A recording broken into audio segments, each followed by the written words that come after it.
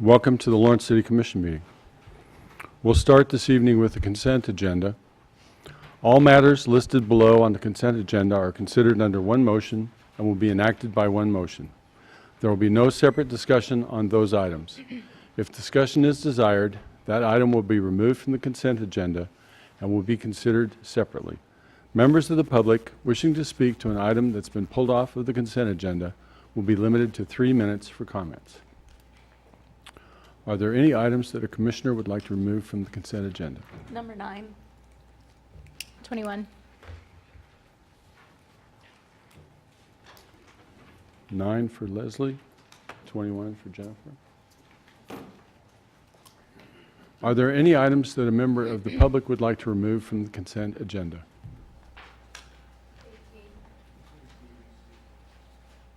18.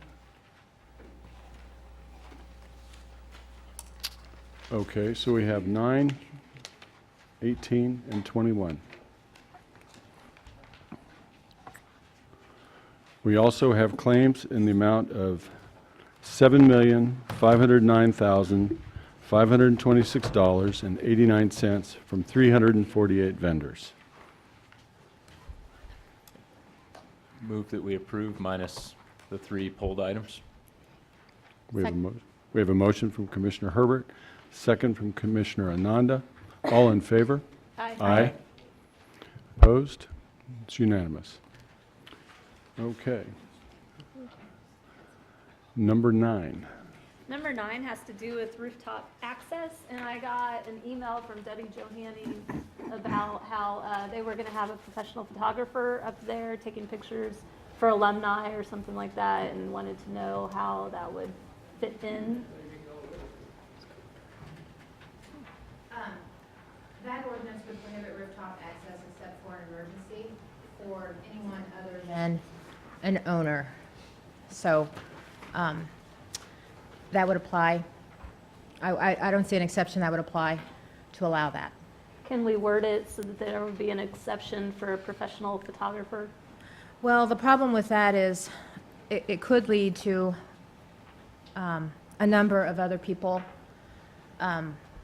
claiming to be wanting a photograph as well, which would then take police resources to manage that when they're going to be dealing with large crowds. So it seems like with this amount of advance warning, people should be able to make alternative plans. We'd really like to have this ordinance in effect for public safety reasons, and we think it's important, and we want to give it a go. Upper story window. Drones? Now, just to clarify, because you had said anyone other than an owner, but the wording of the ordinance actually prohibits the owner as well, correct? That's section 2, I think. Actually, the owner could get access to their own property, and we wrote it that way, so in case someone uninvited gets up there, the owner has the right to go up and view, check into that. So no, the owner would be permitted on his roof, his or her rooftop, under this ordinance.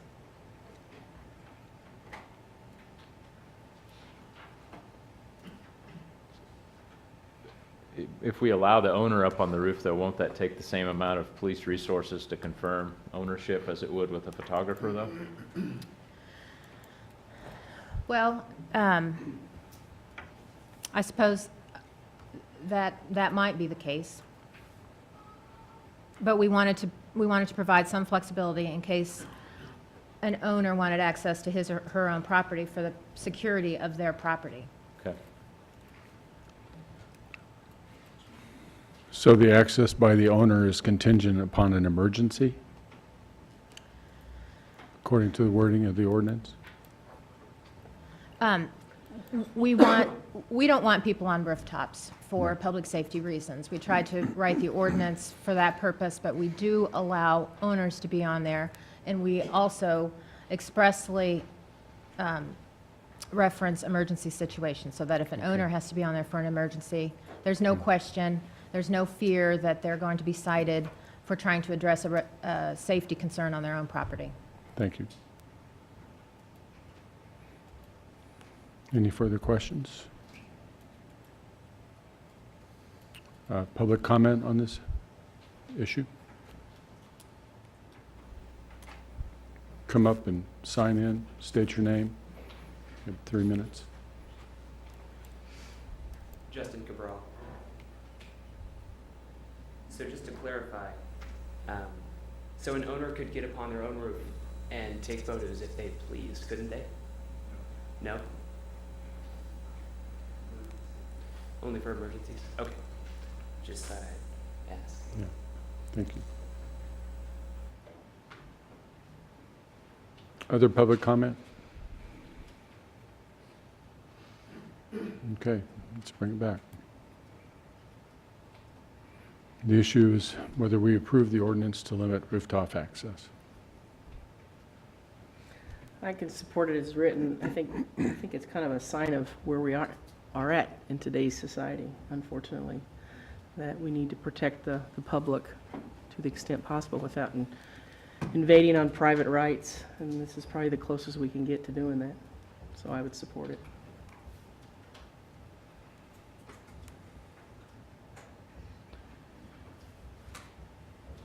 Yeah, I wish there was a way we could allow an individual to, since we do have some time, allow an individual to register with the city as a professional photographer. You know, with the example of Debbie Johanning was talking about with the KU Alumni Association wanting to use rooftop access for KU alumni photography. I mean, it would seem like if we have, you know, a little bit of notice here, the opportunity for an individual to register with the city to gain permit access, I would be a lot more supportive of it if we could include that language. I mean, I understand the principle of it, but Yeah, I mean, I think that I see both sides of it, and I also acknowledge, you know, it's private property, owner access, but I also understand the safety aspect. Is this based on previous negative experiences with rooftop access, like significant? You were just waiting for me to ask that, weren't you? I live for it. Captain Troy Squire. I've been a part of the Final Four planning since about 2008, and every year we find new things that we want to address, this certainly being one. We do find ourselves on rooftops, we find people drinking on rooftops, and the only concern we have is the safety. I think if we allow a photographer on the roof, it's going to be way too easy for someone else to say, well, I want a picture too, and we're going to spend a lot of resources that we do not have on that problem. We bring in a lot of help from outside, and those resources are dedicated to public safety, not photography. So our ask is that you support this ordinance and pass it as written. Thank you. Thank you. It does seem like there's technology out there that Yeah. where they can take photographs with drones and. Well, I mean, I think that we're addressing one of our top priorities, which is public safety, as we do this ordinance. And I think that we want everybody to have a very enjoyable Final 16, you know, Sweet 16, Elite 8, Final Four, all those things that people like to party. But we have to make sure that we're doing what we can for public safety and keep people safe. And I think that, you know, it's important to note that this also has to do with the safety of folks who are on the ground. Because there's a possibility for things getting thrown off the rooftops, and that's tough too. So I support it as written.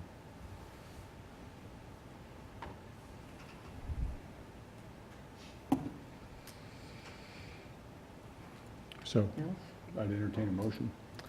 I move that we adopt first and second reading ordinance number 9454, restricting rooftop access on Massachusetts Street from 6th Street to 11th Street during specified hours for the Final Four celebrations.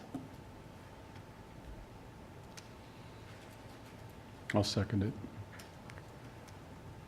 I have a motion from Vice Mayor Larson, second from Boley. All in favor? Aye. Opposed? Okay, thank you. Okay.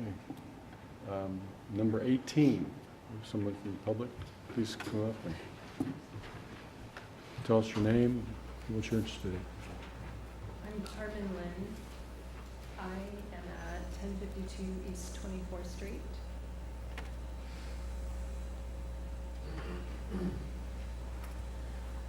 There's many concerns about the rezoning and development of this property as it's discussed and moved forward. I prefer to see it remain zoned as residential use and address these concerns by qualified survey or other professionals before its development or rezoning is approved.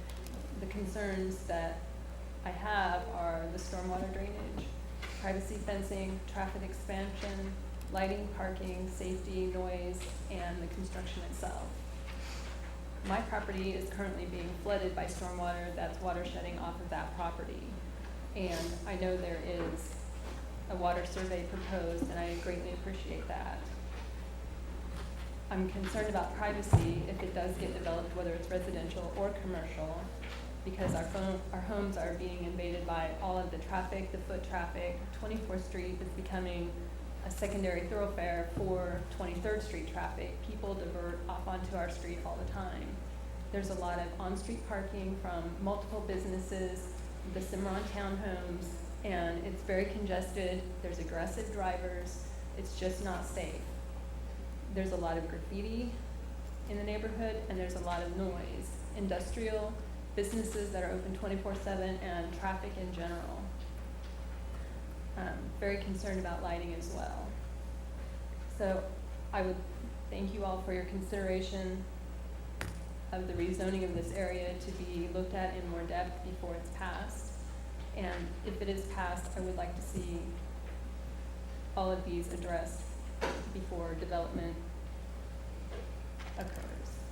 I would love to further discuss this at some point. Okay, thank you.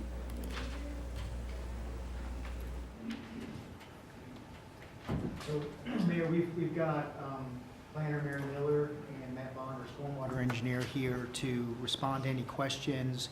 The Planning Commission didn't have the benefit of your communications. I will note that.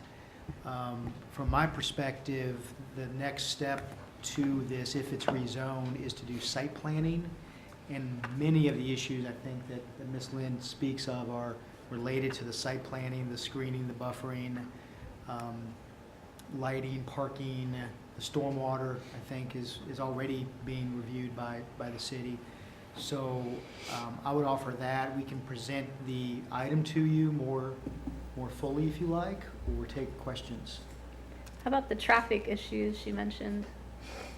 Yeah, it's, again, part of the site plan process in terms of where that traffic comes, getting a traffic study that provides assumptions about how that traffic is dispersed between the two streets, all those issues, whether it's residential or commercial, all of those issues get addressed with the site plan. Is the site plan an administrative approval, or does it come back to us? It's administrative approval with notice to surrounding neighbors, so they would get within 400 feet of a notice area. Neighbors would be able to come down and see that site plan and provide their input and see if their concerns are being addressed. Is there a neighborhood association there? Don't believe there is. It's technically part of the Prairie Park Neighborhood Association, but it was so long since we've had much action. Yeah, you want to come up, Ken, and Yeah, sorry. share. My name is Ken Easthouse. I'm at 1303 East 25th Terrace. I've also lived on 24th Street as well, so I'm familiar with the neighborhood. It is technically in the bounds of the Prairie Park Neighborhood Association. It's just been a while since we've had any actionable items. Are you with the Prairie Park? Yeah. Okay, great, thanks. Okay. So, do you want to go through the whole issue? Yeah. It might be helpful for not only us, but the neighborhood Okay. as well. Okay, I would like to hear what, sure. So, Mary, you want to go ahead and,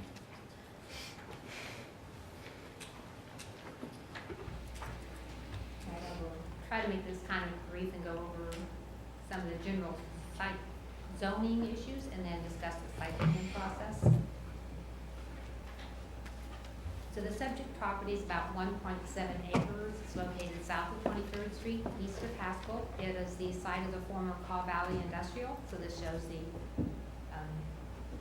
situation of the property currently. The property currently has split zoning. When it was annexed in 1966, portions that were proposed to be developed were zoned to the appropriate zoning district. And then when things were annexed and didn't have a development proposed, they were zoned to the RS1 district. This was a holding district. It wasn't that someone thought it was suitable for residential development, but it was more that it was just a holding district. And so now that development has been proposed, it's necessary to plat the property and zone it to an appropriate district. When we plat, we look at, or when we rezone, we look at the golden factors. These are criteria we look at. One of them is zoning and land use, and this shows the zoning in the area. It is located within an area of commercial zoning, and zoning this to CS would straighten up or complete the border of the commercial zoning. It's bordered by RM zoning to the west, which is considered a transitional zoning. So the zoning is seen to be appropriate. We also look at land use. The items that are marked in red are commercial land uses. Those marked in black are office, and then there are a few purple, which are more industrial uses. And so developing this, zoning it and developing it with uses permitted in the commercial district would be seen to be compatible with the character of the neighborhood. The yellow highlighted areas are the residential developed properties. We also look at, does it comply with the comprehensive plan? And Horizon 2020 encourages infill and redevelopment on East 23rd Street on the older commercial segment, which is in the location of the subject property, and also encourages the retention, redevelopment, and expansion of established commercial areas of the community. So the rezoning would be seen to be in conformance with the comprehensive plan. One criteria we look at is, are there possible detrimental effects of the rezoning? And with this, we identified the residential properties in the southwest corner and noted in the staff report that there would necessarily be mitigation measures taken with the site plan process. Things that we look at with site planning are lighting, buffering, noise from parking or outside activities such as storage areas. And these would all need to be looked at. In addition, the development code has a protection standard for residential properties, and that is anytime an intense property develops within 500 foot of a residential property, the planning director has the authority to impose additional conditions. So for instance, this shows the concept plan, how they're proposing to lay it out. The building is oriented away from the residential properties. Parking is on the east and the north. The green area is a proposed detention pond. And then the yellow area would be the landscaped buffer yard.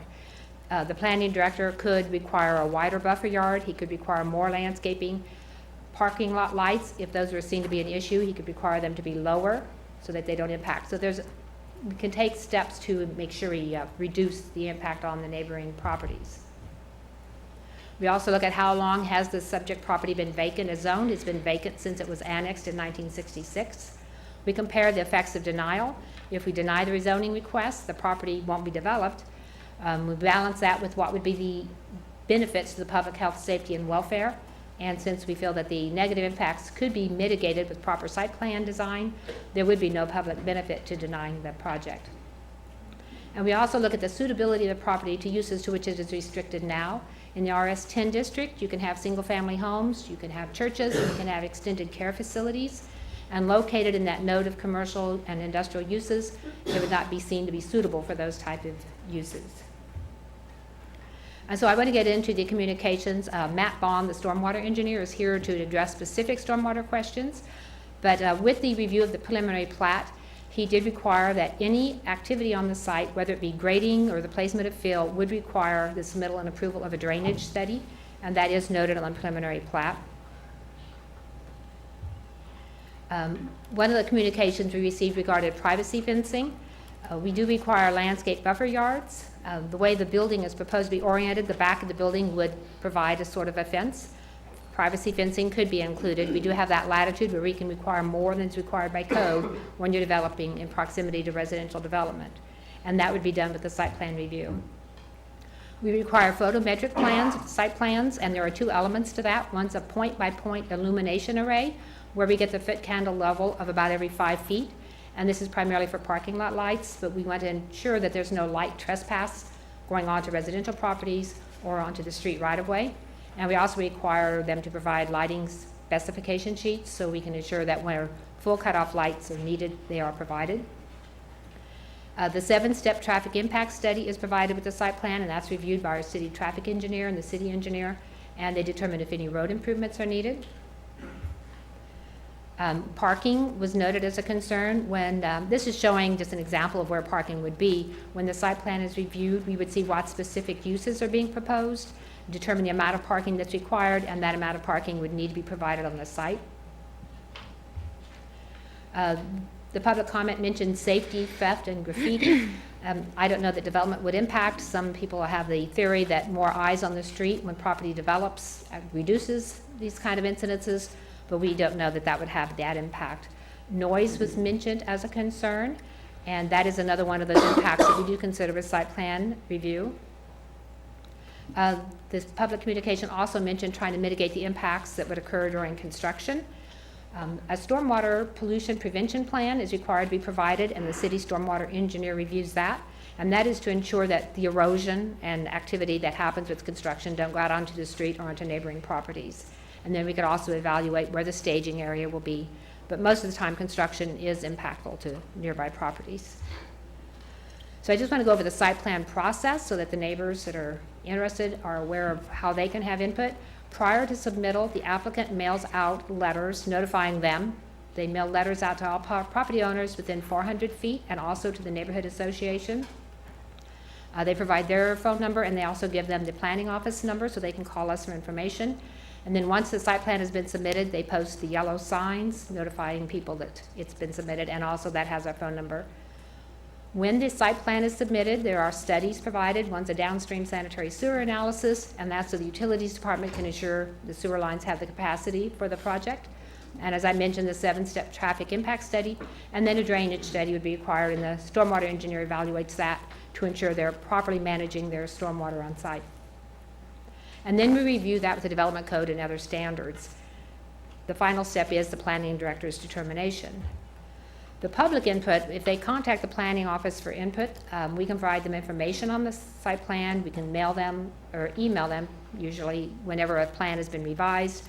We take their comments on the plan and work with the applicant. And knowing that the site plan can be appealed to the city commission, typically we're able to work out compromises when we identify what the concerns are. If a property owner notifies the planning office that they want to be notified when the determination has been made, we notify them and provide them 9 days. That's the appeal period time. And if they file a written request to appeal it, then the site plan will come before the city commission. And so that was the planning commission's recommendation. And as I mentioned, Matt is here to discuss the stormwater issues. Thank you. Questions for staff?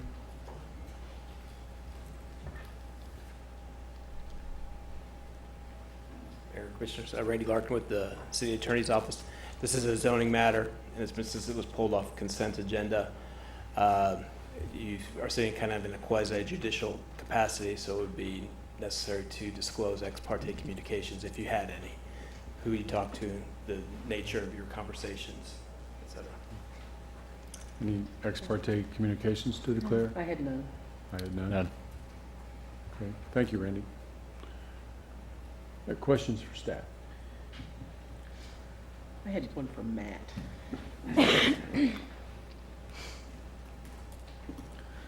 On their detention pond that they've got proposed, is it required to that pond be built such that no runoff occurs from that property?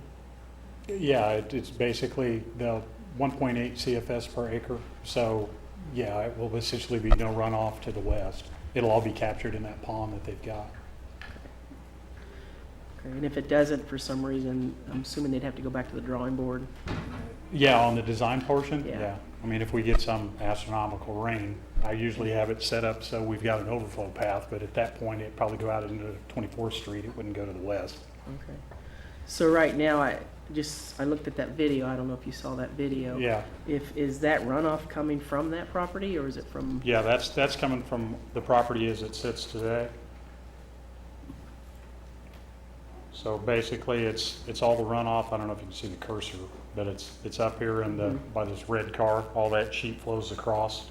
It goes from the northeast portion of the site to the southwest. And so that's what she's experiencing right now, is all that runoff.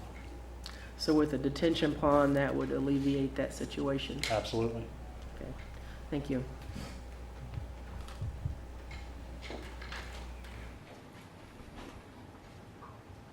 Any other questions for staff?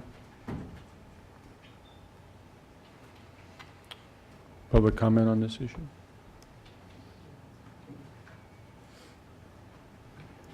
My name is Dean Grove with Grove Engineering. I guess I just want to touch a couple things. There is one error in the report to you that indicated the front portion of the lot has been platted. It has not. It's the original piece from 23rd Street to 24th Street. Still has just a meets and bounds description that started in 1959 when Gerald Grostadier bought the property. And then the city, when they did rezoning, basically went 275 feet south of 23rd Street from Haskell to the other side of Ponderosa and said they were going to put that as a commercial. I believe it was C4 when it was done. So the other thing I'd like to speak a little bit about is the property itself. Again, it's always been one property. It's since its conception or since Mr. Grostadier bought it, it's been a Ford dealership, and I know that because I still own the tractor that my father bought new in 1971. And I think, so I don't like the idea that, well, the property's vacant and we're just going from an RS10 to a commercial zoning. That property has seen kind of an ebb and flow of things stored there from equipment as in the early 70s and 70s when farming was a big thing and tractors were a big thing, that most of that rear portion of the property was covered with plows, cultivators, different things. And most recently with Mr. Lauber, when he went to Call Valley Industrial, kind of downsized, went away from Ford tractors, more boats, saws, things that don't require all the land that is with the property now. So to say it's been, that it's vacant, it's just that back portion has not been used as much in the recent past. I would address one thing that Matt said. I too looked at the video several times and believe there are stormwater management issues with the adjacent property. I, as an engineer, take stormwater management pretty seriously, and I looked at that, and there is some water coming off of this property. But if you look, the property to the west was supposed to have a curb inlet by the site plan on that northern parking lot. It doesn't. It just seems to run over the curb. And there was a graded inlet that she took a picture, or it was in the video, that was partially clogged that looks like it doesn't take much for it to get clogged, and then it just goes on down. And so it never gets into the storm sewer system that's there. So what ends up is then it ends up in her backyard. And it can't be operating correctly, and I don't know when that rain event was. But then she showed the detention pond, and you didn't see anything in the detention pond.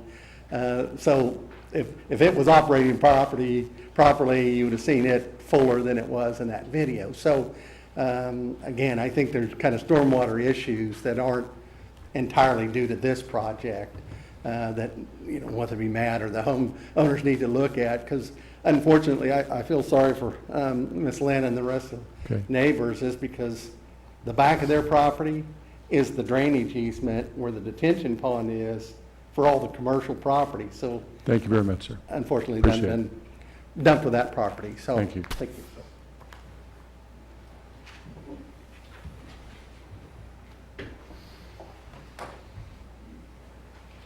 You guys know me, Ken Easthouse again, 1303 East 25th. I wanted to point out something in that PowerPoint presentation, because a lot of the zoning has to do with 23rd Street and kind of how it goes with Horizon 2020, but pointing out that access to this particular piece of property would actually come through 24th.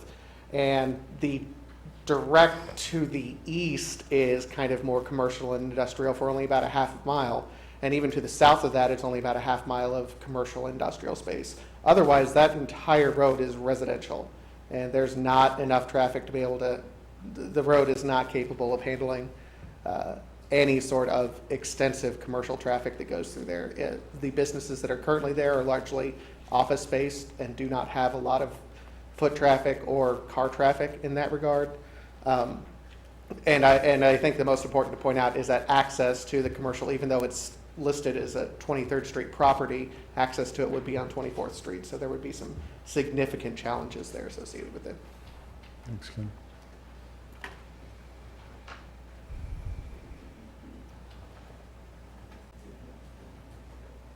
Other public comment? Okay, let's bring it back to the commission. Question is whether to approve ordinance number 9445.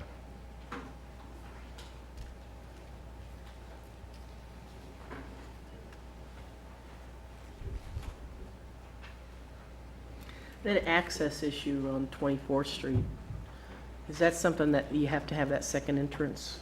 Can I ask that Sure. to staff? I guess it would be to staff.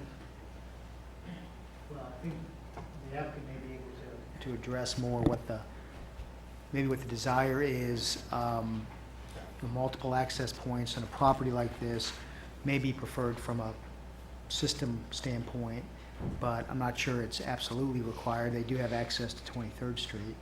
'Cause I see it here, possible access drive in between the two properties for lot 1 and 2. Is I that, think the concept plan gives you an indication of how many cars maybe, that the parking lot anyway could hold. Likely not a huge generator of traffic for the uses proposed. Mhm. Do we know what type of businesses are going to go in here yet? Dean may know. As shown in the concept plan, I believe is in your package, would be kind of a contractor warehouse, similar to the other buildings south of there. On the drive, on the east side, the possible future drive, would be something that would be fenced or closed. It was only that if a vehicle was dropping something off, or you had a larger truck or something that needed to get from the north to the south. But the preliminary plat is splitting its property almost in half, that the front property would continue to take access off of 23rd, and the rear would be the only portion taken off of 24th. But they can access that 24th Street drive, potential 24th Street drive through Ponderosa, right? Which is all industrial proper, not industrial, but commercial property. Ponderosa, which is just the street directly east. Correct. So they wouldn't necessarily have to go by the residential properties. That's, Correct. There is a second way out. okay. Yes.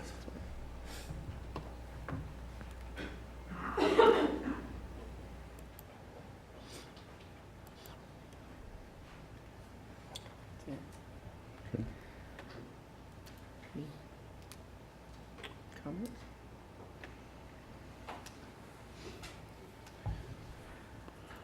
Well, again, the issue is whether or not to approve ordinance number 9445. I think there are some concerns, I mean, that brought up with the neighborhood that I think are valid concerns regarding the drainage issue, but it sounds to me like staff are going to be able to maybe help mitigate it, anything from that property to the north. That seems to be a whole other issue that maybe needs to be looked at. I don't know.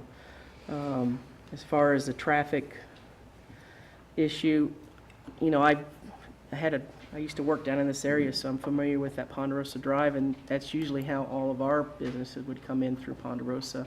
So we didn't go in front of all those residential properties. That was the way we did it anyway.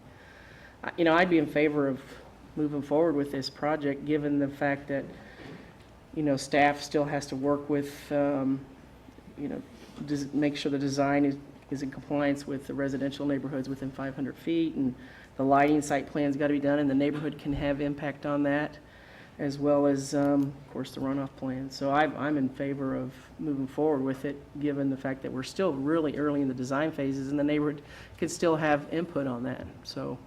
I think one of the big things that it meets is our goal of infill development. That's, I mean, that we've been talking about infill development for as long as I've been here. And so it seems counter to a lot of what we're saying to finally have an opportunity for infill commercial development and then to push it away. So I think as long as we can mitigate the drainage concerns, I would be in favor of it because of the benefit of infill. Yeah, given the protections that are built in and the opportunity for input and coming to some sort of agreement, as well as, you know, reaching our goals, I think that I would support that. I think the detention pond has the opportunity to be something attractive for the neighbors, truthfully, if it's, has the right landscaping and such to make sure that it is something somewhat attractive. As for traffic, I think the traffic study will be really important for the neighborhood to help mitigate those traffic problems, because 24th Street can be gnarly, I do know that. Yeah, I'd like to echo Commissioner Herbert's statement about infill development. I think it's very important for staff to work diligently with the neighbors who are affected as they go through this process, so that, you know, we can do our infill development and still, you know, maintain the confidence of the neighbors. So that's kind of the challenge for staff. And frankly, I also second Commissioner Soden's concerns about the traffic. That is a concern, but I think we should move ahead with this. I'd move that we approve rezoning of approximately 1.768 acres from RS10 to CS, Commercial Strip District, located at 1105 East 23rd Street. Second. We have a motion from Commissioner Herbert, second from Vice Mayor Larson to approve ordinance number 9445. All in favor? Aye. That's unanimous. Thank you. Okay, we have 21. Jennifer? So I was just looking at this request to authorize staff to prepare an ordinance, and I had a question, so I thought it would be worth having a conversation about. There are kind of two things that I perceived happening here, one of which is requesting that an exception be made to existing bylaws to allow the current chair to remain the chair because that individual is not a resident of Douglas County or Lawrence, obviously. But I was concerned that that was a broader exception to that, that if an individual has considerable business relation to the community, then they'd be allowed to be the chair without having to be a resident of Lawrence or Douglas County. So I asked for some clarification on that, and I think Diane is happy to provide that. Yes, I'll sure try, Commissioner. One thing you should note is that currently PERC does not have bylaws. They were just approved on your consent agenda, though that was the first version of bylaws that they had. The issue is one of residency, and the EDC is requesting that you all let the current member, that is the EDC representative, continue to serve through July of 2018. That individual is currently not a resident. With your recently approved board policy that is overarching for all boards, there is a provision in that policy that calls for representatives on boards and committees of the city to be a resident. There is an exception to that, though, in certain cases that enables an exception to be made at the time the appointment is done, if that's an appropriate thing and someone's active in the community, such as in the business community. So what EDC is requesting of you to consider with the ordinance change is to enable the representative from the EDC to be someone who is selected by the EDC and and to make it clear that that person may or may not be a resident. Larry McElwain is here with the EDC if you all have any questions for him. And one thing to keep in mind, this evening's action on the ordinance request is just the first step. We would actually bring back an ordinance for you all to consider. So you definitely have the opportunity to look at the language that is in the ordinance at the time. Does that answer your question, Commissioner? It does, thank you. Okay, thank you. So I guess for me, the conversation is, broader in some ways in that I I think that particularly if someone has significant business interests in our community, having a physical tie to our community is an asset to have and kind of a check on recommendations. But I wanted to have a broader conversation about that. Kind of check the temperature, I guess. I tend to personally think the residency issue is pretty important. I mean, we have a community of 100,000 plus people.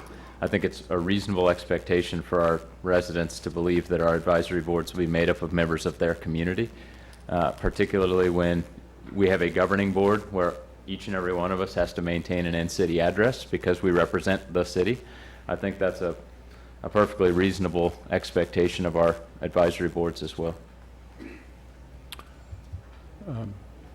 Before we get into full-blown commission discussion, it's possible we should have public comment on this issue, unless there are questions for staff. And so do we have public comment on this issue?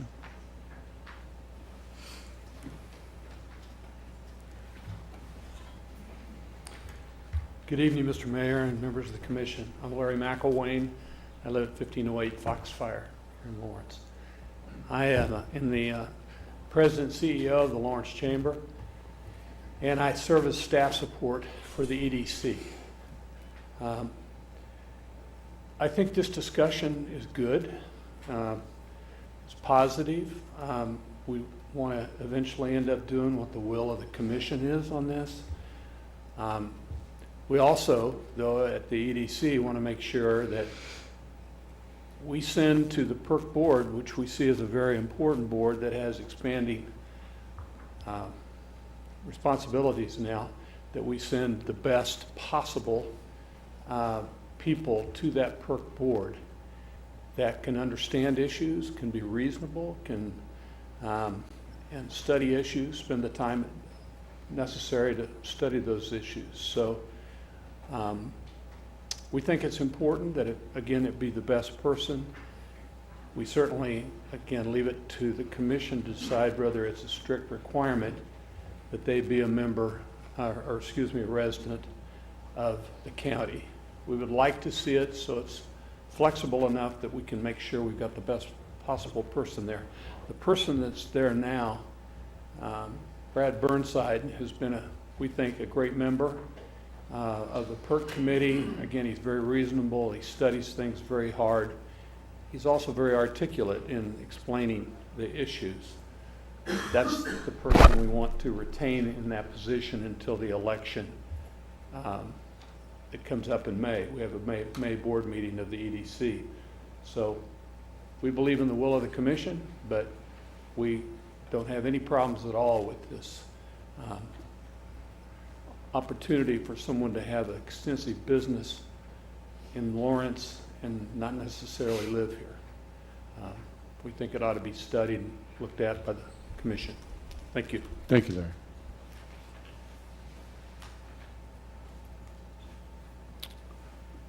Other public comment? Okay.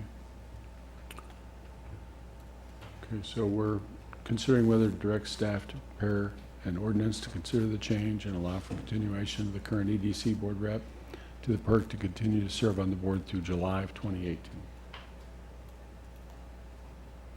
A motion? No, I'm just saying what Oh, the issue okay. is. You guys can talk about it. Okay. Well, I think it deserves further conversation, but that's kind of what we're voting on, is that they're going to bring an ordinance that we can weigh in on. Is that what I'm understanding? Yes. So I think we should move forward with this with the idea that we'll get a bite at the apple, so to speak, later on. Yeah, I agree. Okay. That's fine. Do we need a motion to that effect? Or do we provide adequate direction with our conversation? Okay. The motion there that's on the agenda item, if that's acceptable to you, I think that makes it clear then that the existing EDC representative would continue to serve. Okay. Great. Yeah. Do you want to do that motion? Yeah. So I would move that we receive the request from the There you go. EDC regarding its appointment to the Public Incentives Review Committee and authorize staff to prepare an ordinance to consider the change requested and authorize the continuation of its current representative to PERC until the requested change is processed. Second. Okay, so we have a motion from Commissioner Herbert, second from Commissioner Ananda. All in favor? Aye. Thank you. Okay. So we're on to public comment. The public is allowed to speak to any items or issues except those scheduled on the consent agenda or regular agenda portions of the agenda, after first being recognized by the mayor. Each person will be limited to 3 minutes for public comment. As a general practice, the commission will not discuss or debate these items, nor will the commission make decisions on items presented during this time. Rather, they will refer the items to staff for follow-up if necessary. Individuals are asked to come to the microphone, sign in, and state their name and address. Speakers should address all questions and comments to the commission. Do we have public comment, general public comment?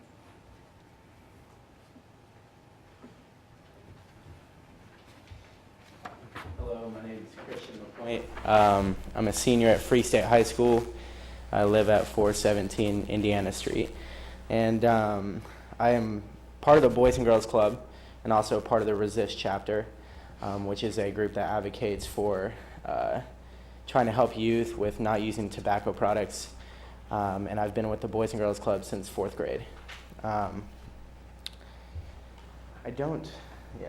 Someone could tell me with that. Push the button here.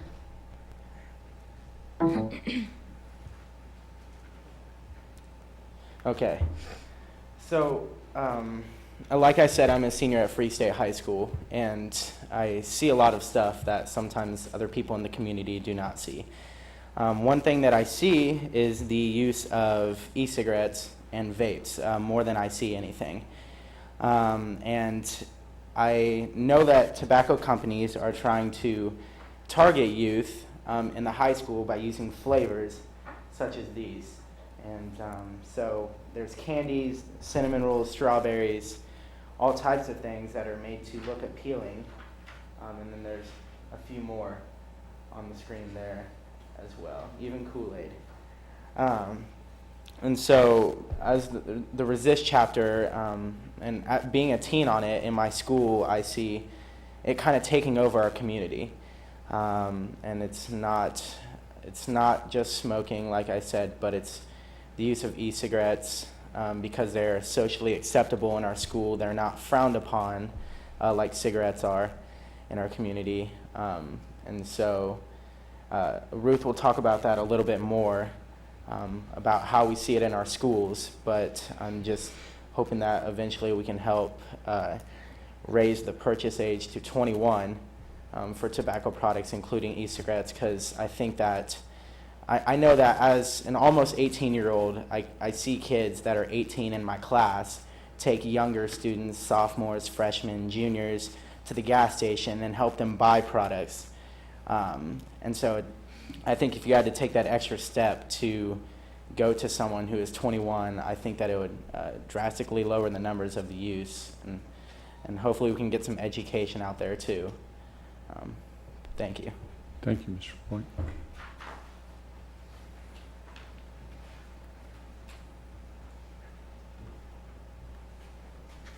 Hello, my name is Ruth Gathenbury, and I'm a junior at Free State High School.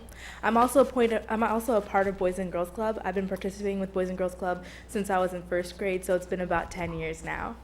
So at Free State, a lot of people think that the kids who are vaping are going to be the kids who go out and smoke at the bridge during lunchtime. But the truth is, it's the kid who's first chair in band. It's the drama kid. It's the people who are captains of the team. It's the exceptional students. So it's not just affecting our bad kids, it's affecting everybody because we do see it as something that is socially acceptable. If you go into the parking lot at Free State, I can guarantee you that you will see at least 10 people vaping as you're walking to your car. It's something that is happening everywhere. People are doing it in the parking lot, in the gym, in the locker room, in the bathroom, in the cafeteria, and teachers don't even realize it. It's something that we have been dealing with for a long time now, and it's just not okay anymore. We all know that cigarettes aren't good, and we don't see it as socially acceptable to smoke cigarettes. If you see a kid smoking a cigarette, you're usually like, what are you doing? That's disgusting. But if you see somebody vaping, it's something that's seen as cool. So now that we are struggling with this new phase of tobacco products, we are urging you that you will support us as we are asking you guys to raise the age to 21 to purchase tobacco products. This will help us because about 50% of the senior class is 18 already, so they can purchase these products and share them with people in our school. So that's why we see it as a huge problem at Free State. So this is why we think raising the age to 21, it's going to be harder for the younger teenagers to be able to get these kind of products. Thank you. Thank you.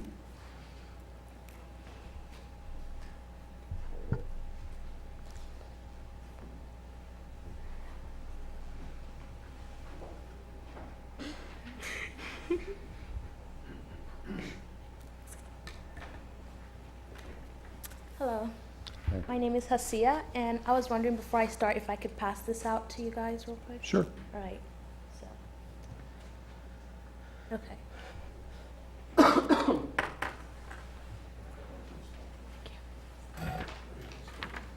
Thank you. Thank you. Oh, thank you. It's easier to read. Yeah.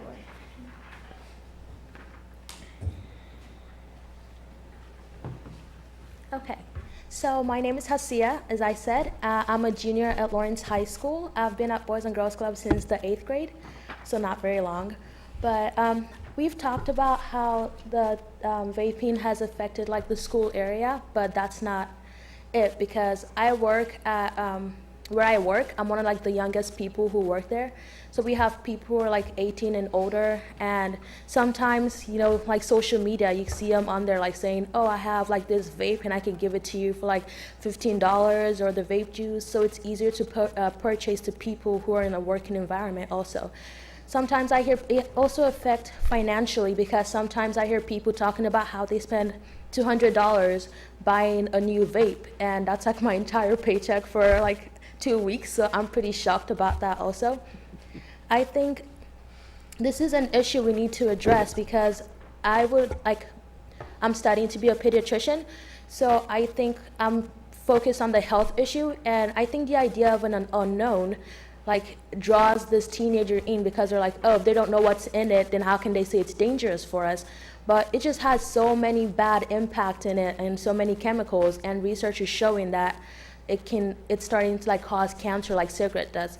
As Ruth said, cigarette isn't socially acceptable anymore, and vaping is, and I think it's because some parents or some teachers don't know what's in it, so they're like, okay, if there's not this big fuss about it, then why exactly are we stopping them from using it? It's better than cigarette. That's the ideal, but I don't think it's better than cigarette. I think it's equally as bad, maybe even worse, because we don't even know what's in it to be able to know how to stop it, I guess.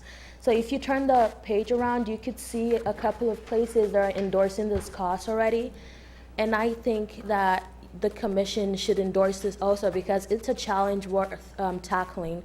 Because I don't want in the future, in an ideal world, this shouldn't even be a problem we're talking about, but it's not an ideal world.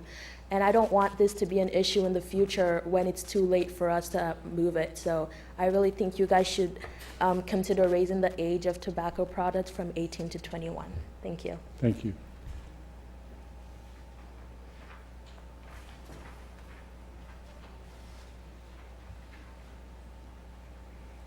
Other public comment?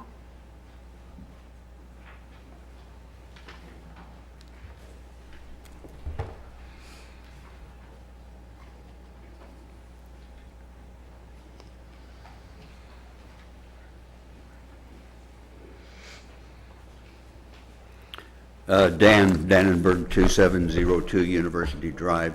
I want to support these young people in their efforts to curb the use of tobacco products and smoking. I have lived next door to someone who smokes, and I can tell you, my life has been made miserable because I have no legal recourse against secondhand smoke. Fortunately, her health has deteriorated to the point where she can no longer smoke.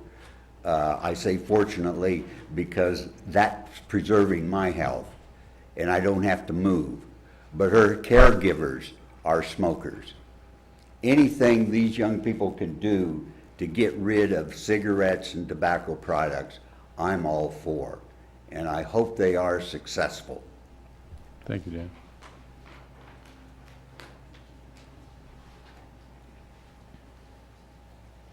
Frank Jansen, 1338 New Hampshire.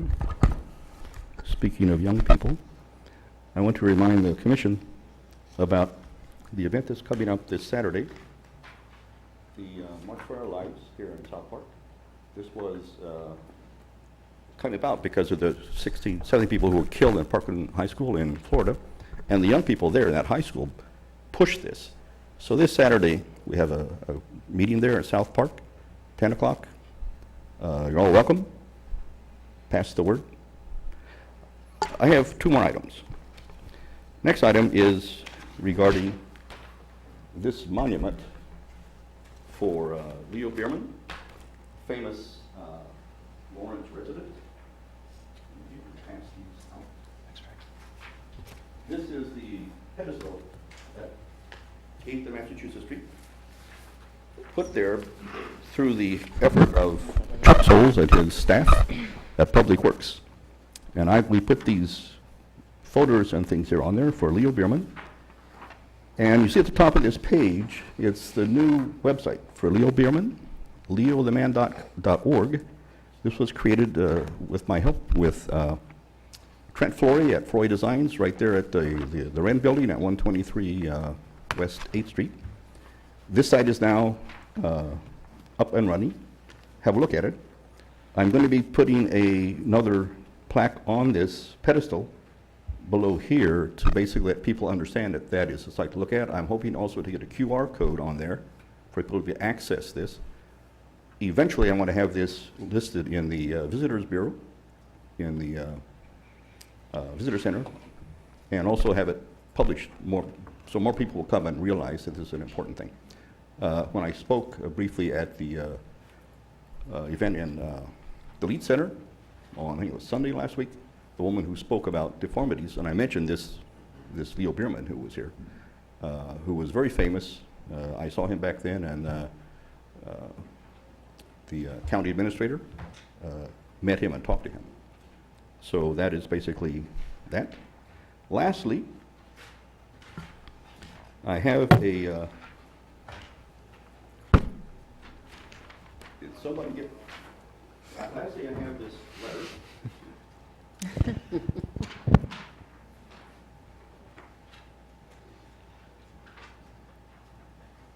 This is a message for the City Commission. Came from Jim McCrary, a Lawrence resident. He couldn't be here tonight.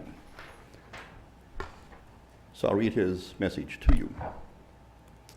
To the Lawrence City Commission. I'm asking you to declare a moratorium on all present and future development plans within the footprint of downtown Lawrence.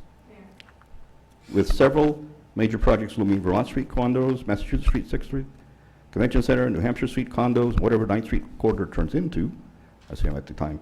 It would seem that perhaps you leaders might want to take a step back and take a deep breath before proceeding. It also might be good work to work out a plan for downtown Lawrence before these three developments happen. Thanks, I'll Frank. be a little bit.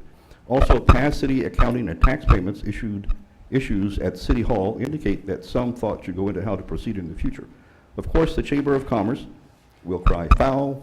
Developers, lawyers, and other players in the building game will, known as, quote, let's get all the taxpayers' money possible to pay for our developments, end quote, will holler, but that is okay. They can wait. If you city leaders really do appreciate and respect our original downtown site, thank you, then Frank. you should stop the rapid erasure of it. Thank you for listening.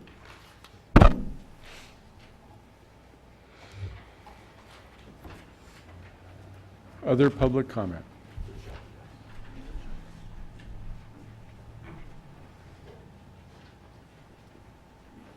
Good evening, Mr. Mayor, Vice Mayor, Commissioners. Ted Boyle, excuse me, Ted Boyle, North Lawrence Improvement. And I'm up here to talk about, read the article about affordable housing and splitting lots and putting houses on smaller lots.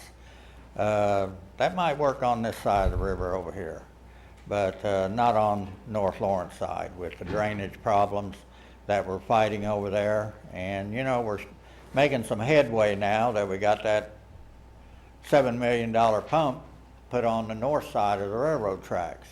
But right now, what we're dealing with now, and I'll be going before the BZA next month on concrete and asphalt driveways in North Lawrence. I thought that maybe we had this taken care of several years ago, but we got a new city engineer, I believe, last October, and it looks like maybe the concrete driveways are back on the deal. And so you talk about splitting lots and putting houses, affordable houses on small lots. We've experienced that in the 400 block, 25-foot wide lot, approximately about 90 feet deep. Put a house, a patio, and a 2-car garage, and the stormwater in the neighbor's basement. And still to this day is happening. So we don't want any smaller lots than 5,000 RS5. You know, we were always advocating for 7,000 RS7. And Habitat, several years ago, when they built Comfort Lane, they came to the North Lawrence Improvement, and they had those houses on 5,000 square foot lots. And we told them about the problem, explained to it, and showed them the problem of stormwater in that area. And they went back to the drawing board and put every one of those houses on RS7 lots. And so Habitat's getting ready to build 7 more houses at 8th and Walnut. And they're putting them on 7,000 square foot lots to take care of the stormwater. So we don't want any 3,000 lots, small houses built in North Lawrence, and because it just adds to the stormwater. And you know, we make a little headway on the stormwater, and then somebody comes with an idea. Well, let's put smaller lots. Let's make it denser. And you know, the other thing that does, that takes the rural atmosphere out of the community, and it just jams people up, you know, and that's not what North Lawrence is about. If it works over here and the neighborhoods want them over here, power to you, but not in North Lawrence. Thanks, Ted. Thank you.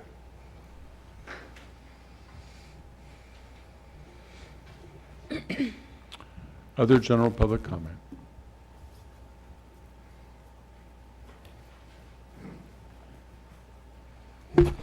Dan Dannenberg, 2702 University Drive. You've got about a minute and a half, Dan, I think. Pardon? You only took a minute and a half last time. We'll give you another minute and a half. The general public comment, right. So you just get one time, and you can't speak on more than one topic? Right. Good Lord.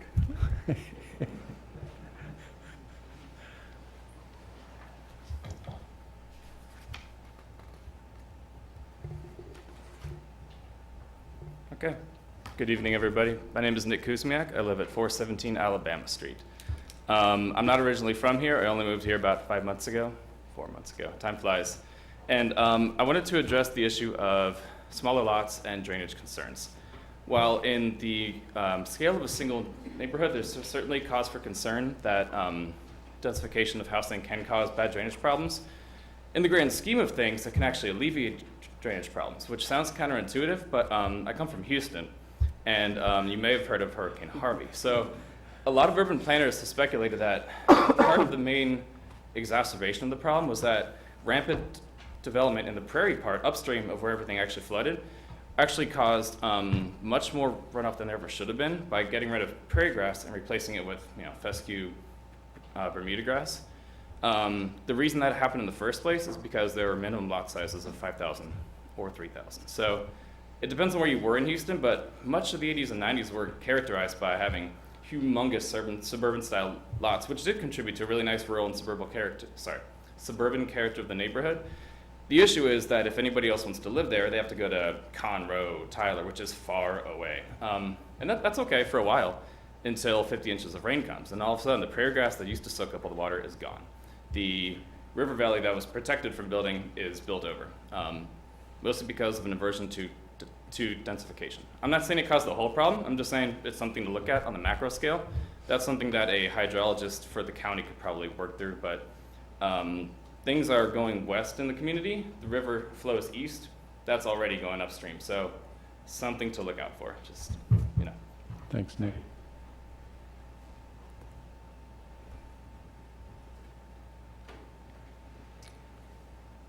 Okay, thank you all. On to the regular agenda.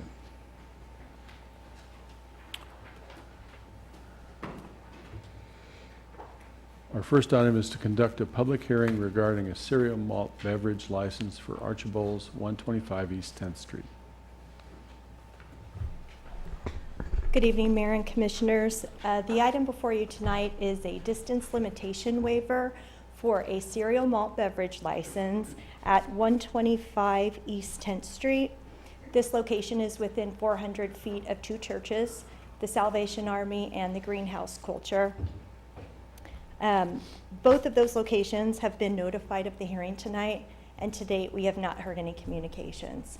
So we would hold the hearing, and then you would choose to consider the distance limitation waiver and grant that if you find that it is not adverse to the public welfare and safety. Thank you, Sherry. You're welcome. Questions for Sherry? Yeah, sure. The business that was there prior to Archibald's, they also had a cereal malt beverage license, correct? They actually had a drinking establishment license, but it's not for the location, it's for the business. What's the difference? So it doesn't transfer when Oh, when it it doesn't Right. transfer with the property, okay. Correct. Do we need a motion to open the public hearing? I would move that we open the public hearing on item number 1. Second. We have a motion from Commissioner Ananda, second from Vice Mayor Larson to open the public hearing. All in favor? Aye. Aye. Okay, the hearing is open. Any comment on this issue?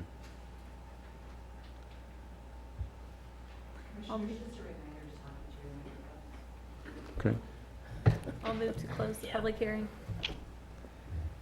Second. We have a motion from Commissioner Soden, second from Vice Mayor Larson to close the public hearing. All in favor? Aye. Aye. That's unanimous. So we need to consider the distance limitation waiver. Seems pretty straightforward to me. I would move that we find the proximity of the sale of cereal malt beverages are not adverse to the public welfare or safety and grant a distance limitation waiver. Second. We have a motion from Commissioner Herbert, second from Commissioner Soden. All in favor? Aye. It's unanimous. Thank you, Sherry. Second issue is to consider approving a request for rezoning of approximately 1.685 acres from IBP district to IL located at 1300 Research Park Drive. Before we start on this, I had a question, kind of a broad question. We had some other items on the consent agenda that had to do with rezoning, so when does it make the general agenda versus consent agenda? Our practice for many years has been, if the planning commission provides a unanimous recommendation for approval, it goes on consent. If it's not unanimous, then it goes on regular agenda, because there's some issue there that the planning commission wanted you to consider. Okay, We also need to declare ex parte communications. I didn't have any. I had another. I didn't have any. Okay. Good evening, Commissioners, Mayor. Sandy Day with the Planning Office. This item before you is a rezoning. The property is located in the Oried Research Industrial Park.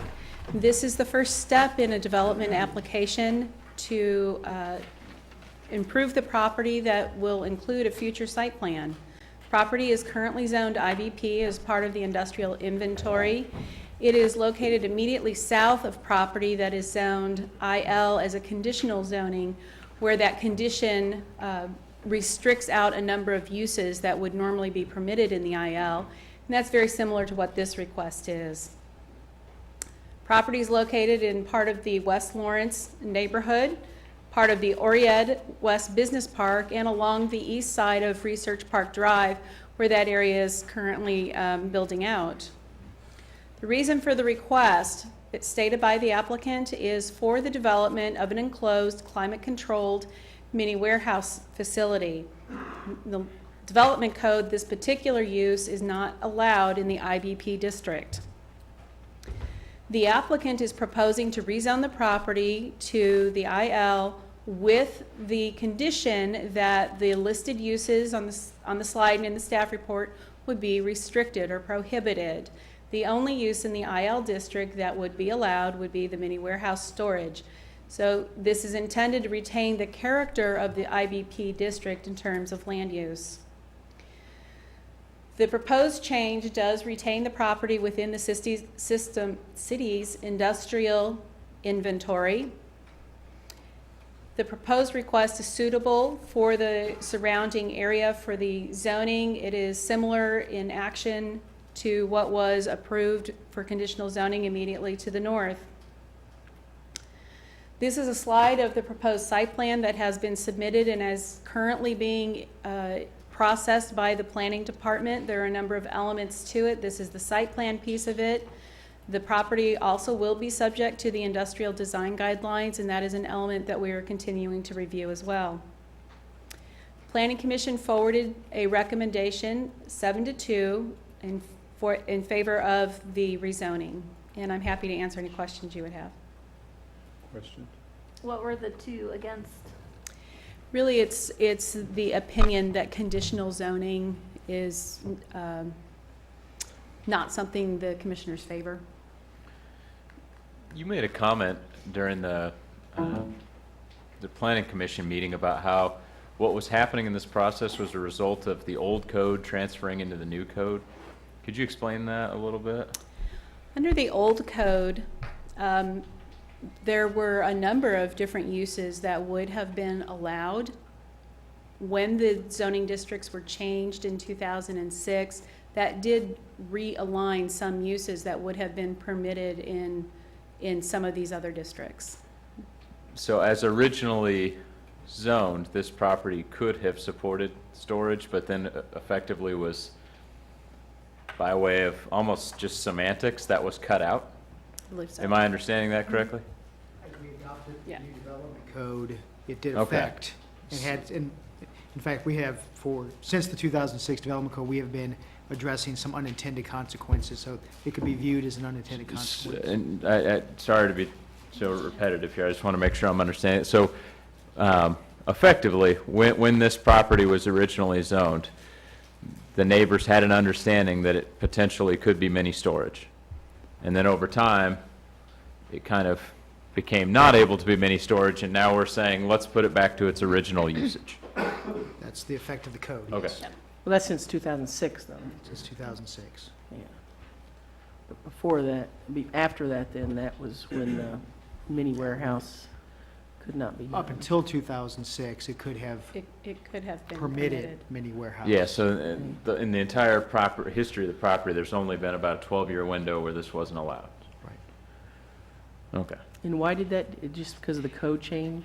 When we adopted a full comprehensive revision to the land development code, this was all the uses were reviewed and analyzed and new districts were formed. And then we transitioned from industrial category uses, commercial and residential, into new zoning districts. And there have been some unintended consequences or intended consequences, is the argument, right? That the code changed to fit the values of that time.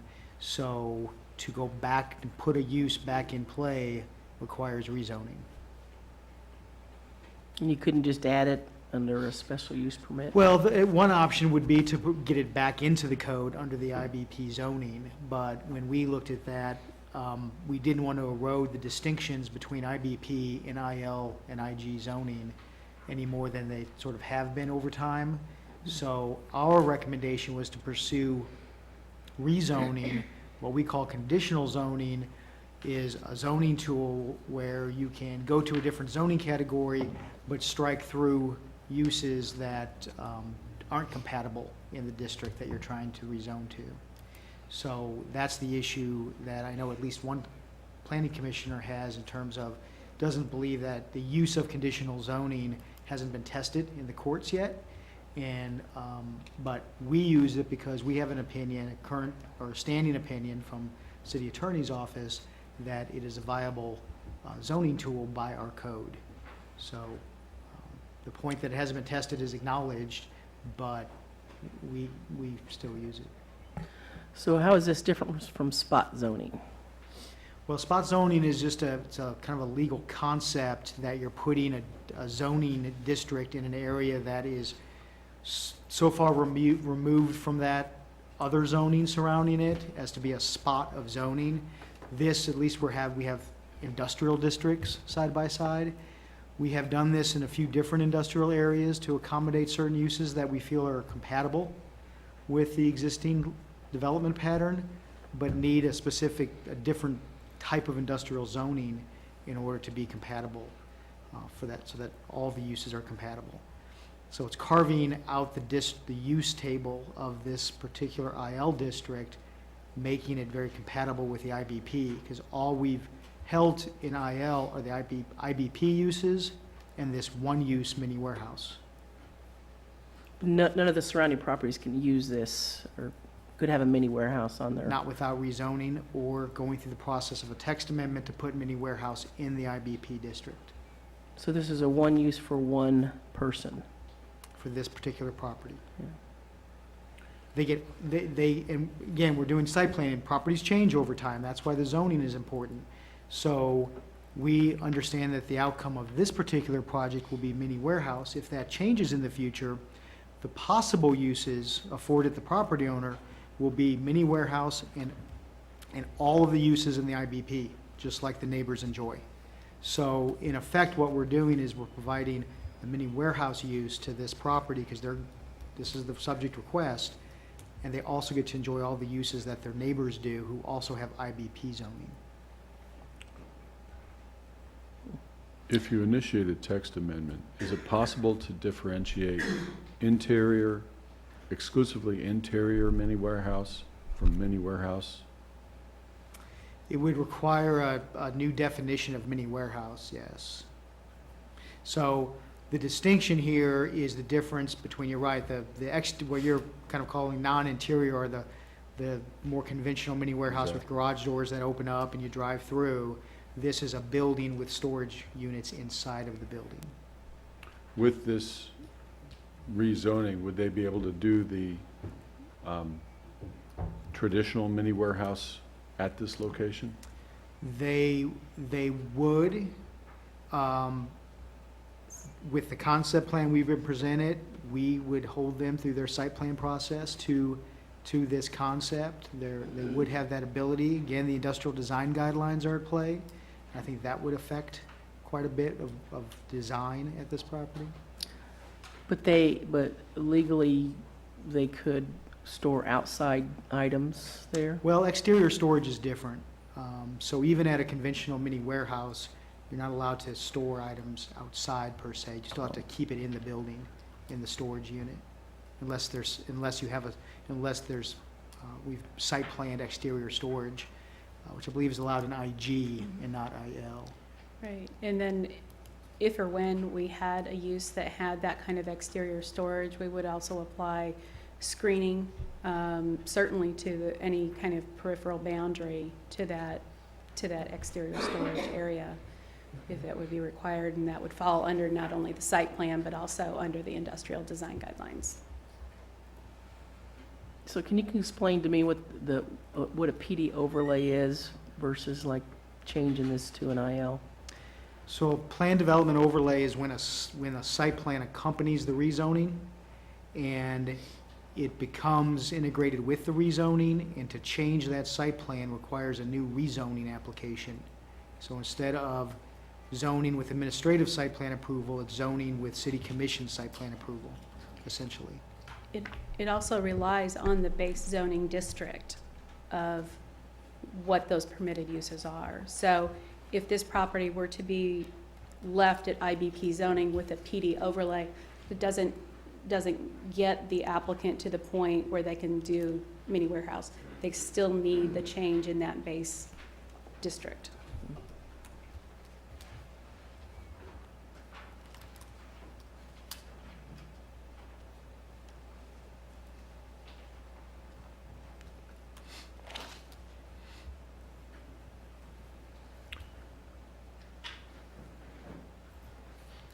Other questions? I have some. Is the applicant gonna speak? Okay. Might have some. Good evening, Mayor and Commissioners. My name is Brian Sturm, and I'm a landscape architect with Land Plan Engineering here in Lawrence. And I'm here tonight on behalf of the property owner of record, Wakarusa Plaza LC. You've already touched on several very salient points of this project, and I don't care to take up a whole lot more time. I've been afforded with this project the chance to work with a client that had a great deal of foresight and spent a lot of time trying to come to a property that they could do what they wanted to do. They have a lot of experience in operating storage facilities such as this.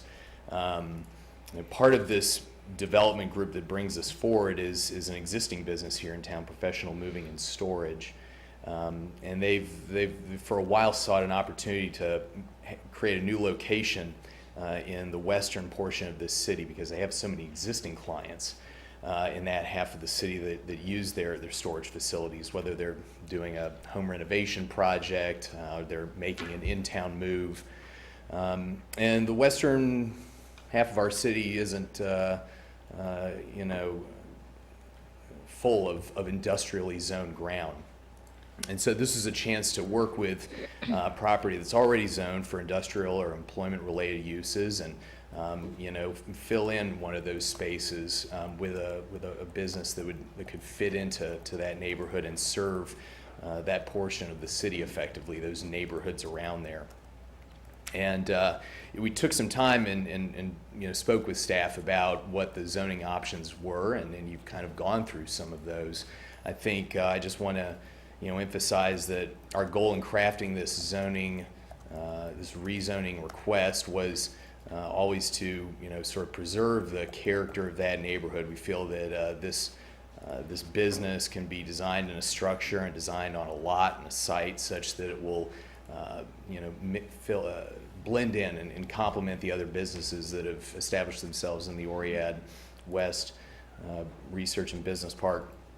And that should, over the decades, this business change or go somewhere else, or this use evolve, that as Scott has already mentioned, and Sandy too, that this property will simply be able to transition to probably some other use that already works in the IBP district around there. The request conforms to the comprehensive land use plan, and it comes to you with the support of your professional staff as well as your planning commissioners. If you have any other questions about the project, I'm happy to answer them. Can you explain how it conforms to the comp plan? I don't know if you would answer that or staff. Well, as I think mentioned in the application, it's a land use that works and is typically sited in industrial or in employment-related portions of the city. We are proposing a business that would fit into this industrially zoned portion of the city. And there's other IL in that area? Because I was looking on the Well, map. the comprehensive land use plan doesn't necessarily distinguish between the various industrial districts, whether IG, Okay. IL, IBP, but this portion of the city is Just in general. colored purple. Yeah. Okay, got it. One thing you said at the Planning Commission meeting is that this is a very unique project. Is that kind of what you think, that it's? Well, yeah, for the city of Lawrence, we don't have, and you touched on this some, we don't have mini warehouse or self-storage facilities in Lawrence right now that are enclosed, climate-controlled, multi-story. Instead of this being a series of long buildings with many garage doors on them, single story, this is something that'll be enclosed. Folks won't just pull up and sort of schlep their goods, between a car and into a garage door. They'll be able to park and, go inside, use elevators, and access their units from interior corridors.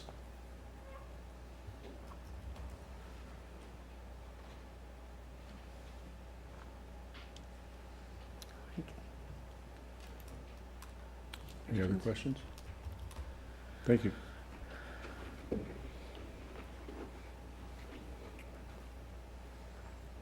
So public comment on this issue.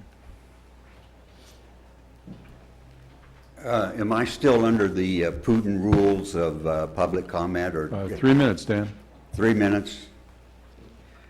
In these projects like this, we see here Wakarusa Plaza LC. And these companies always send up a front guy or a front gal. We never know who the people are behind these. Now, maybe those persons are identified someplace in the city records, but I think for the public, we need to know who owns Wakarusa Plaza LC. Are there other LCs that are owners of that company, or what? And I think we need to know if we, the public, are supposed to be involved, even under Putin rules of comment. I think we need to know who these people are behind these companies. Who are the owners? Thanks, Dan. Other public comment?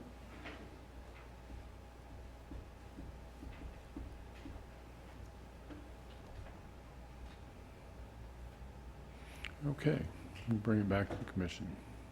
So the issue before us is to consider the rezoning of 1.685 acres from IBP to IL located at 1300 Research Park Drive and adopt on first reading, or is number 9446 appropriate?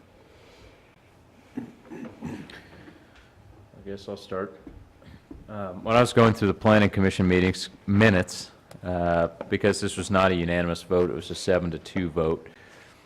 The only commentary I could really find from a dissenting vote came from Commissioner Carpenter. And Commissioner Carpenter had, I think, some of the same concerns that you had, Lisa, about kind of the spot zoning, or you know, zoning for the applicant versus zoning for the actual piece of property. But as I understand it, and we kind of went over this several times just to make sure I understood it properly, but that the use of this property, though we are changing the zoning, is actually changing the zoning back to the way the zoning originally was when the property was originally zoned. So from where I sit, this isn't a radical change. It's rather a return to the way the property was originally zoned for usage. So I would be comfortable following the professional staff recommendation as well as the planning commission 7-2 vote.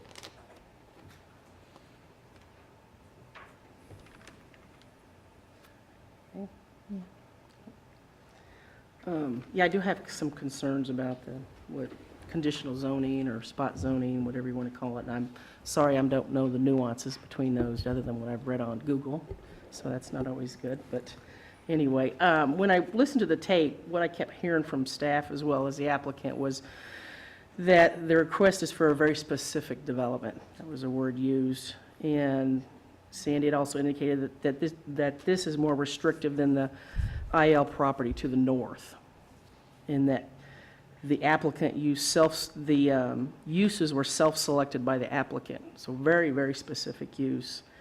And then the applicant said this is a unique zoning request.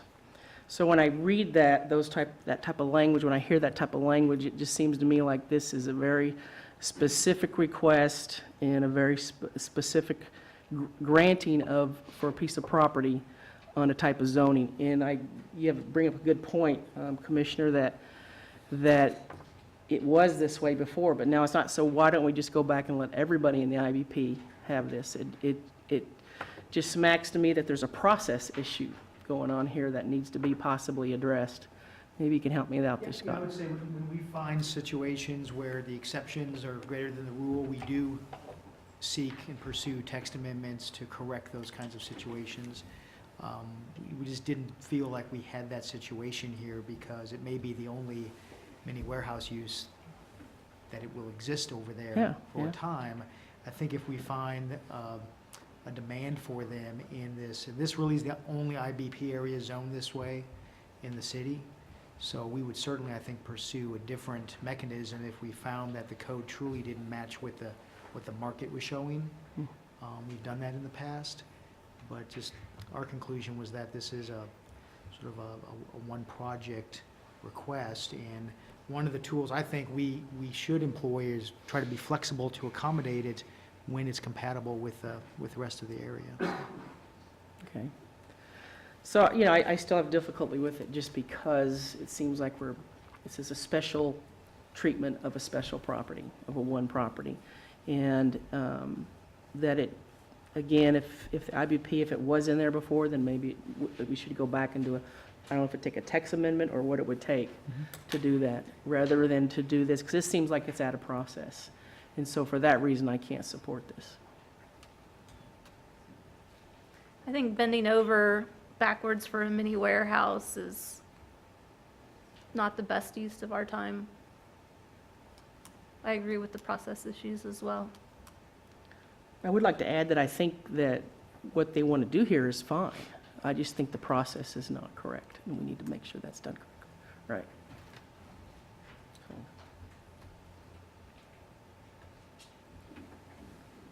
Is what I was hearing, though, if we have this one instance, that's different from if you have suddenly, as perhaps a result of this one instance, 2 more come forward. That's the point at which you would consider a text amendment? Well, I think it would take, yes, some sort of market demand to show us that, that this area is in need of this particular use, that is compatible with the use.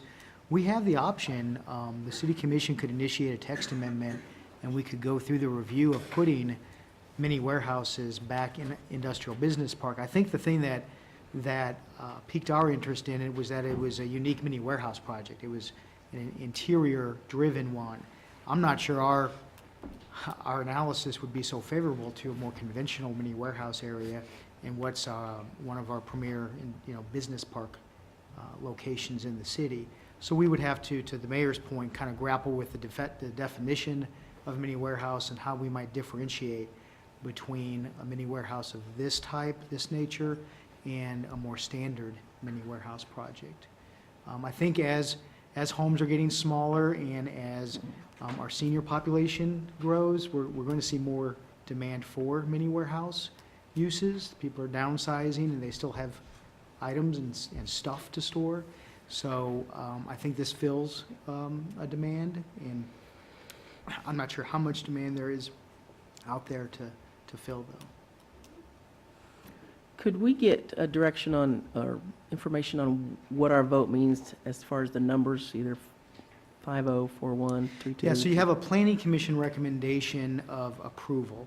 And so a simple majority vote by the city commission to approve is required. So 3-2 to approve in alignment with the planning commission. If you want to go contrary to the planning commission, it would take 4 out of 5 votes to do something contrary to the planning commission. You could defer for more information, keep it at your level with 3 votes. You could send it back to the planning commission for further review with 3 votes. And then once it comes back from the planning commission, you can do approval or denial with a simple majority vote or 3 votes. Are you finished? I'm finished with my question, yeah, Okay. thank you. I think this is a good project. I think that it is compatible with the rest of the area.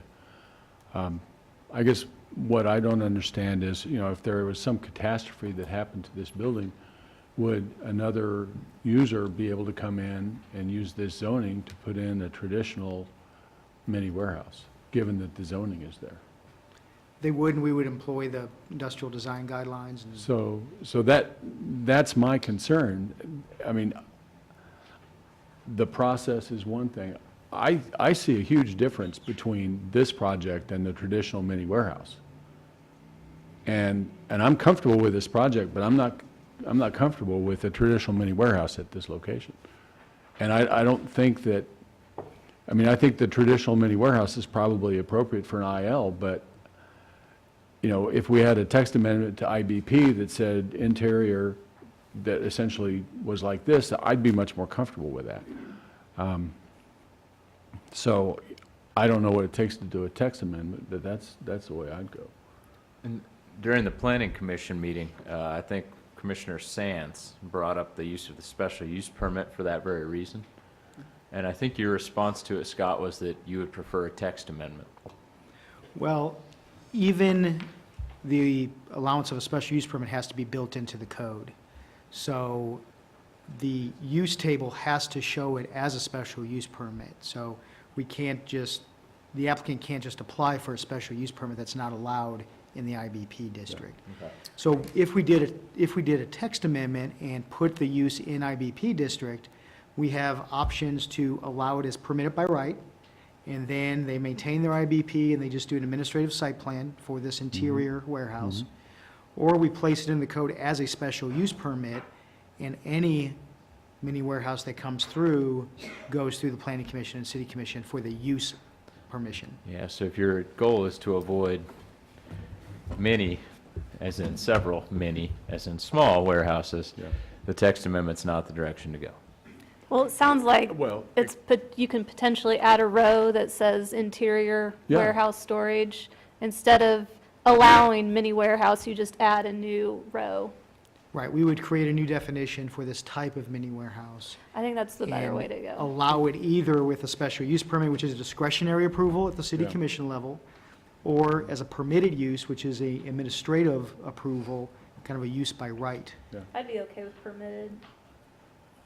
I think,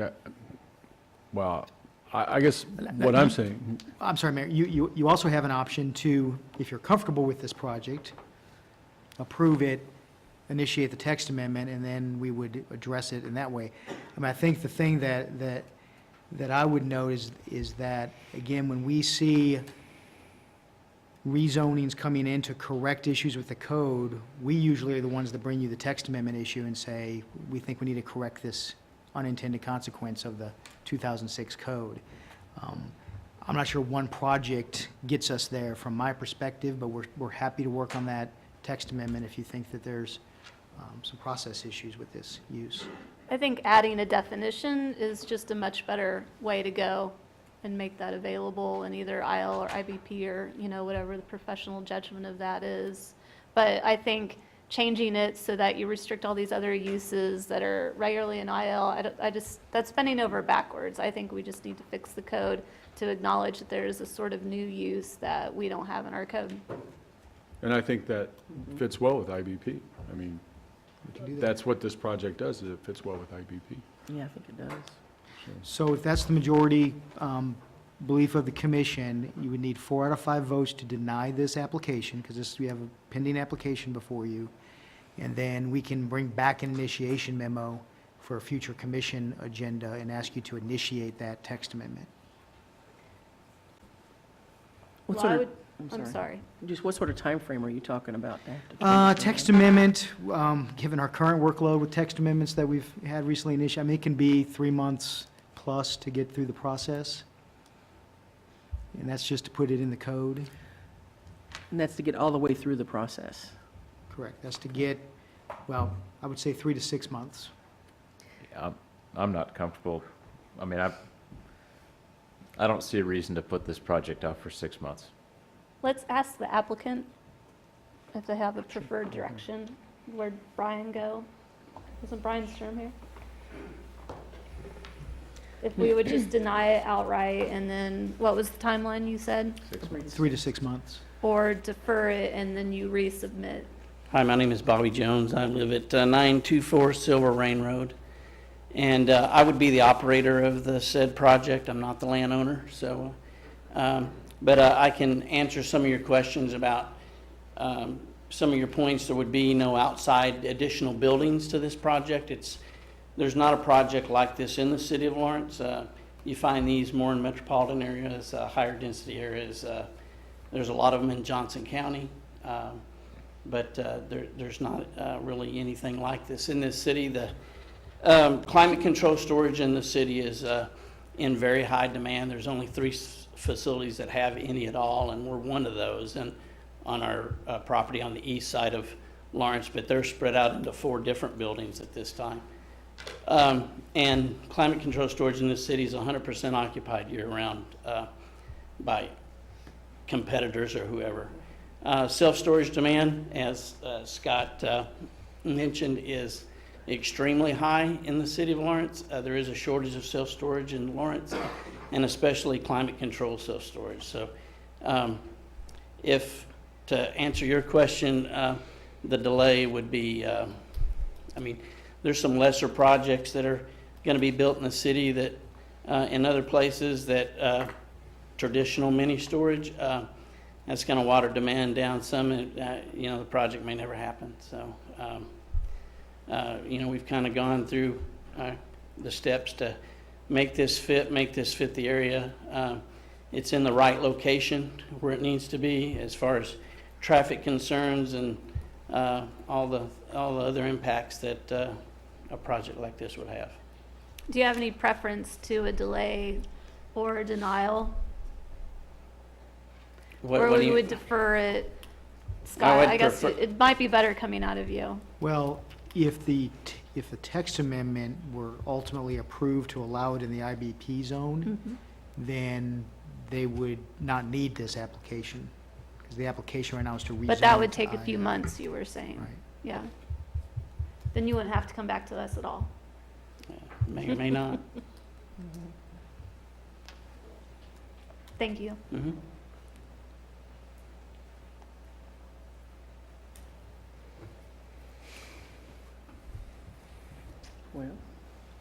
Well, I share Commissioner Herbert's concern about the delay of the project. And, you know, the applicant has worked with staff the way staff has guided them through this process. So, I mean, this is a tough one. But, I mean, I think it's important to go forward with the project. But I guess my comment to staff is, my preference would be to try to hone in on the text amendment in the future rather than do the conditional zoning the way you've got it. And Mayor, that's important for us to hear because we've practiced it the way we're presenting it to you up until this point. So. Exactly, yeah. So. Can I ask a question? Scott, isn't there some way to proceed with what's being requested tonight, then create a text amendment which would make this project a legal, non-conforming use? The project would, if this project were approved tonight. As is requested. As requested, it would move forward or could move forward and maintain the IL zoning with the added use of the mini warehouse. If we did a text amendment to put it in IBP, it wouldn't really affect this project. It would open the door for everybody else zoned IBP to do mini warehouse use. That would be. Well, but I mean, we're talking about defining the mini warehouse use Correct. as that. Correct. And That adding one that's interior actually storage. compatible with the rest of IBP. Right. I guess what I'm saying is it wouldn't affect this property as much as it would affect other IBP zoned properties, because that's where we would be putting the use in.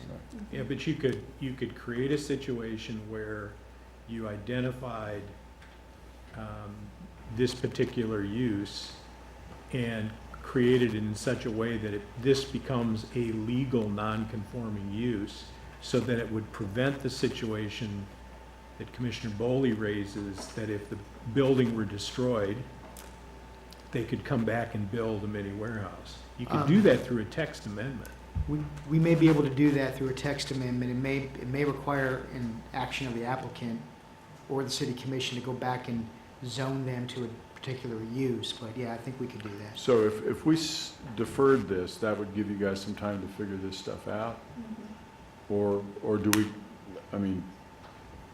Well, the way I interpreted your concern, Commissioner, was that you were concerned that if this building reached the level of, you know, it was destroyed by fire or something to that effect, that they could come back in and build a more traditional mini warehouse, multi-door mini warehouse. It seems to me that there is some way to get to that through a text amendment and allowing this to proceed. See, I also have concern if you leave it as an IL, then I realize we've struck out everything in IL except for one use, that 20 years down the road, they may not be here. And what if somebody challenged that, saying, wait, this is IL. These are the uses that I should be able to use. That's what We come up to becomes the court challenge. Right, that's what concerns me, is that, Non-residential use table. But you may, so this property would get the mini warehouse use plus all of the other IBP uses that are currently in Right. IL. They do share a number of uses. but they don't get really the use of an IL other than for that one use. Correct. Yeah. And that just Correct. seems awfully spot to me.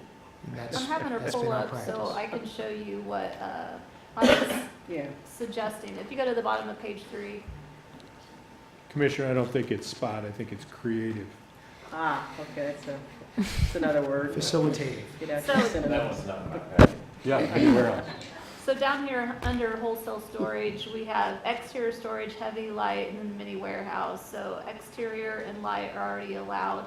So what I was suggesting is that we add a row in here that's for interior storage. So that way we aren't even approving mini warehouse. We're actually adding another category entirely that's only allowed in IBP. Well, I mean, it could be allowed in IL as well, but Right, that would be the subject of a text amendment. yeah. Right. That's it. That's what I'm suggesting. What is the definition of light, by the way?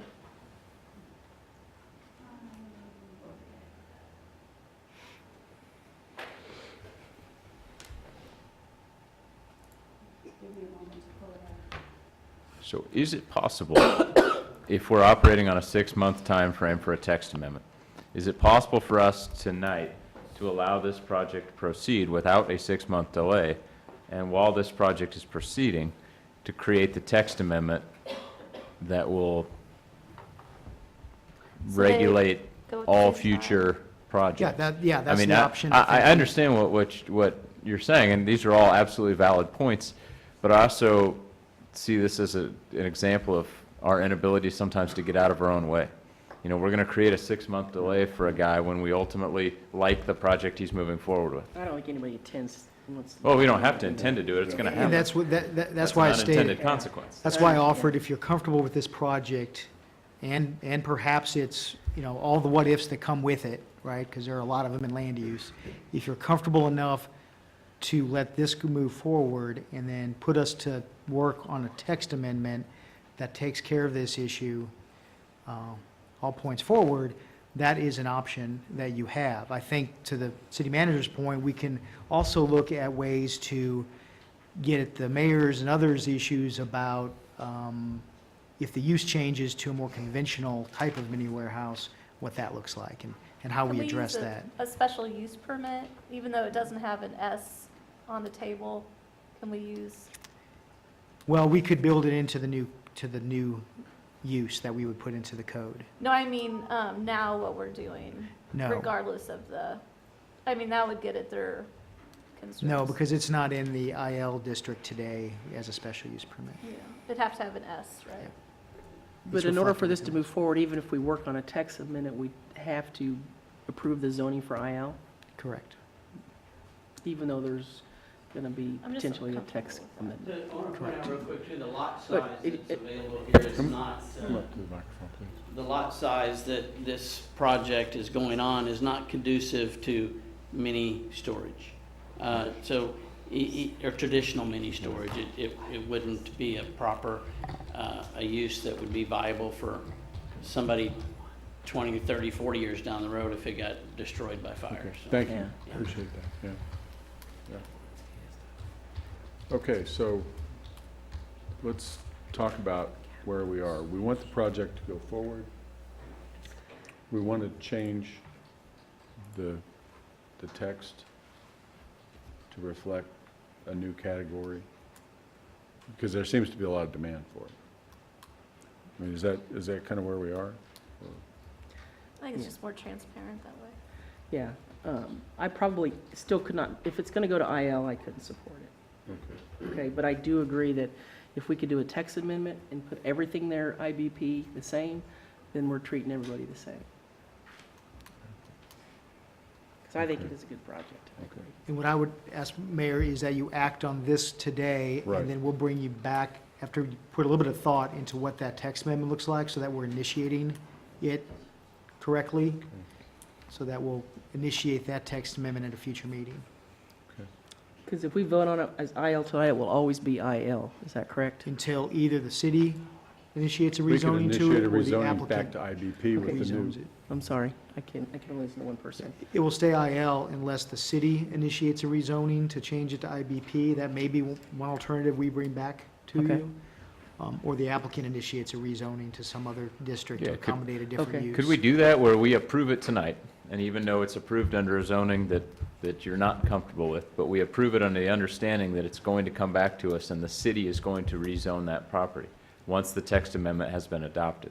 That would enable them to move forward with their project, but also enable us to get to the place that you want to be comfortable with the way it's zoned long-term. So there would be assurance that this would go back, this whole area would be back to IBP. Well, I wouldn't bind yourselves to that, but I think you'd leave that as an option for you. That would come back before us for a vote. There's a due process element Right. that prohibits you from saying Right. this is what we're going That's not what I heard. I just heard we didn't need due process. We can do temporary rezoning, Okay. 6-month rezoning. Okay, so No. I think we're Okay. nearing That would be my an recommendation. agreement here I think- on how we want to If move that's the forward. assurance I have, I can go with that, but So I would entertain a motion of some kind. I'll make a motion. I would approve rezoning 1.685 acres from IBP to IL located at 1300 Research Park Drive and adopt on first reading ordinance number 9446 with direction to staff that we would like to have brought back before us a text amendment dealing with adding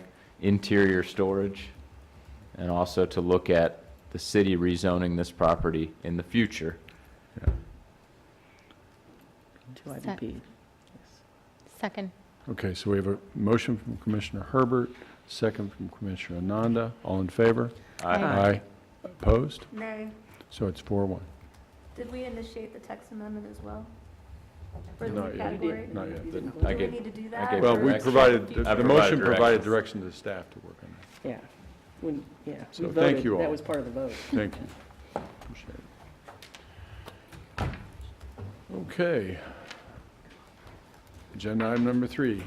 Consider the following items related to city leasing space from the Riverfront Mall, 1 Riverfront Plaza. So we're going to turn it to Scott, and we have 3 items. Consider taking a walking tour, consider approving a lease, and consider authorizing the city manager enter into agreement with Trainer HL for architectural design and construction management services. Thank you, Mayor. Not all planning items are heavy tonight. You have a field trip scheduled, so Very we good. can do that in a moment. But before we get to that, I have a few slides to review with you before our walking tour, and then a few more afterward. You have a pretty full packet full of information, so I'll be brief. And while I stand before you representing this item, there's a big team behind this item working with Planning Development Services staff and municipal court staff. I've seen, I think, here tonight, Tony Wheeler, of course, Judge Miller was here. Dan Simons and his representatives are heading probably over to Riverfront right now to open it up for our tour. So I open up with elements of the strategic plan because it really does fall well in line with your goal to be innovative with infrastructure and manage assets better than we have in the past, and also the commitment to core services that both courts and PDS provides to the public. The need, as is reflected in the memorandum, is that Planning Development Services Department, which I direct, is in no less than 3 different places throughout our facilities right now, and municipal court lacks space both for their operations and client queuing if you've ever visited them on a court day. Conference room space is another facet of this that both departments share as well as services in City Hall. So you'll see in a minute that some of the benefits would be to provide more space. So again, right now, planning is located in City Hall on the 1st and 3rd floors. We also have development services and fire prevention staff over in the east side of Riverfront Mall. What's on the 3rd floor? Our transportation planners and used to be some GIS staff. Municipal court lease is about 6,800 square feet at the Berkeley Building on New Hampshire Street. Here's a graphic depicting just how my department is divided in City Hall and then the east side of Development Services. early in 2017, for most of you, I presented a little bit of a visual tour about how we need to direct customers to the two different sides of our department. And this is a map that we hand out.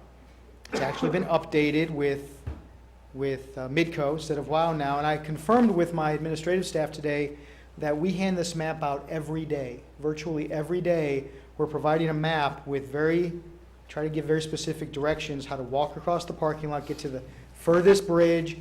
When you enter the dark vacant building, go down the scary stairs or the elevator, and eventually you'll follow some signs to get to our building permit, development services department. So, and again, court just depicts here how small of a building and space this is. Beautiful building, really nice facility, but just lacks some space the courts needs. So there's a real need here, and to be honest, the idea of a one-stop shop for planning development services has been going on for over 20 years. And to be honest, even more, we are well behind other communities that have been doing this for 20 plus years in terms of seeing our services through the eyes of the customer and not just our internal needs. So we have been working on an opportunity that presents itself on the west side, top floor of Riverfront. It's over 21,000 square feet of office space.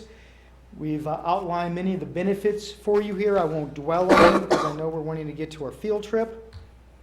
Again, quicker, not more accurate, but quicker customer service outcomes because we're all going to be together. We'll be able to shout across the room maybe and get some questions versus telephone. So is that 5 months on a text amendment? Or like text amendments, yes. We have the opportunity also to expand into this structure in the future. And what you'll see here as we walk over, some opportunity to get a little bit closer to the river for our public as well. So I think that's an interesting benefit. It also opens up the opportunity to do some things here in City Hall and move some services around. We're not the only ones that are less than convenient. I can't tell you how many times we get the water bill question and make people go up to second floor to get their water bill paid at finance. So I'm going to stop my presentation on the concept plan. I have handouts for commissioners and the public if you want to take one with you on our tour. But just very generally, this is, and again, very, very conceptual, but we've sort of landed on a site that once you cross the bridge, you'll see the court area here and planning development services depicted in blue. The idea would be that each gets the space needed for the departments. They each would get separate entrances into their department, even though we share a floor of Riverfront. And then when we get back from our tour, I'll talk more about next steps and funding for it. So with that, Mayor, I'm happy to. Where would the security checkpoint kind of deal, if you have two separate entrances? So Tony can speak more specifically. We have talked about if security does get implemented into this, that there are some options to do security checkpoints, either here or even further up here. We've toyed with two different options and alternatives there for what that might look like. So even really though would be there's securing the two- whole floor. Yeah. Yeah. That was my question. Thank you. Mayor, I would say that your public meeting is being extended on our walking tour, so the public is welcome to come with us. You can either, as we take the tour, it's a big area, so we may get kind of separated out. Would remind you that all the Open Meeting Act laws apply. Porter has raced over with the microphone. If we have a need to get together and speak, we want everyone to be able to hear it, or you can hold your questions for when you come back, and we're happy to have any team member answer questions. Thank you, Scott. With that, we will embark on our field trip. Yeah. Yeah, that's please be here.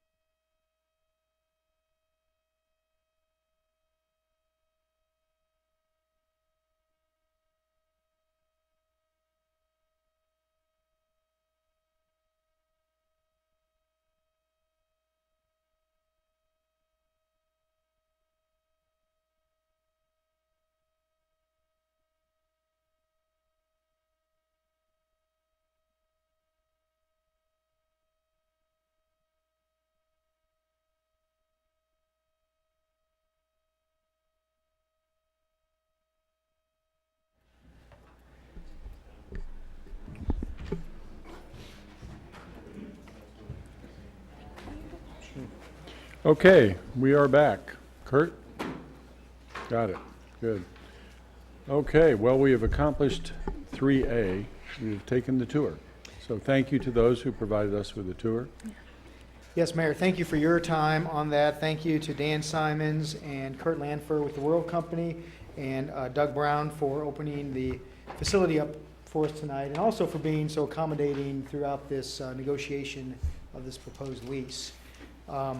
Just moving on to finish up my presentation, the proposal consists of leasing 21,385 square feet in the area we just toured, create the PDS one-stop shop, and place a municipal court over in that area.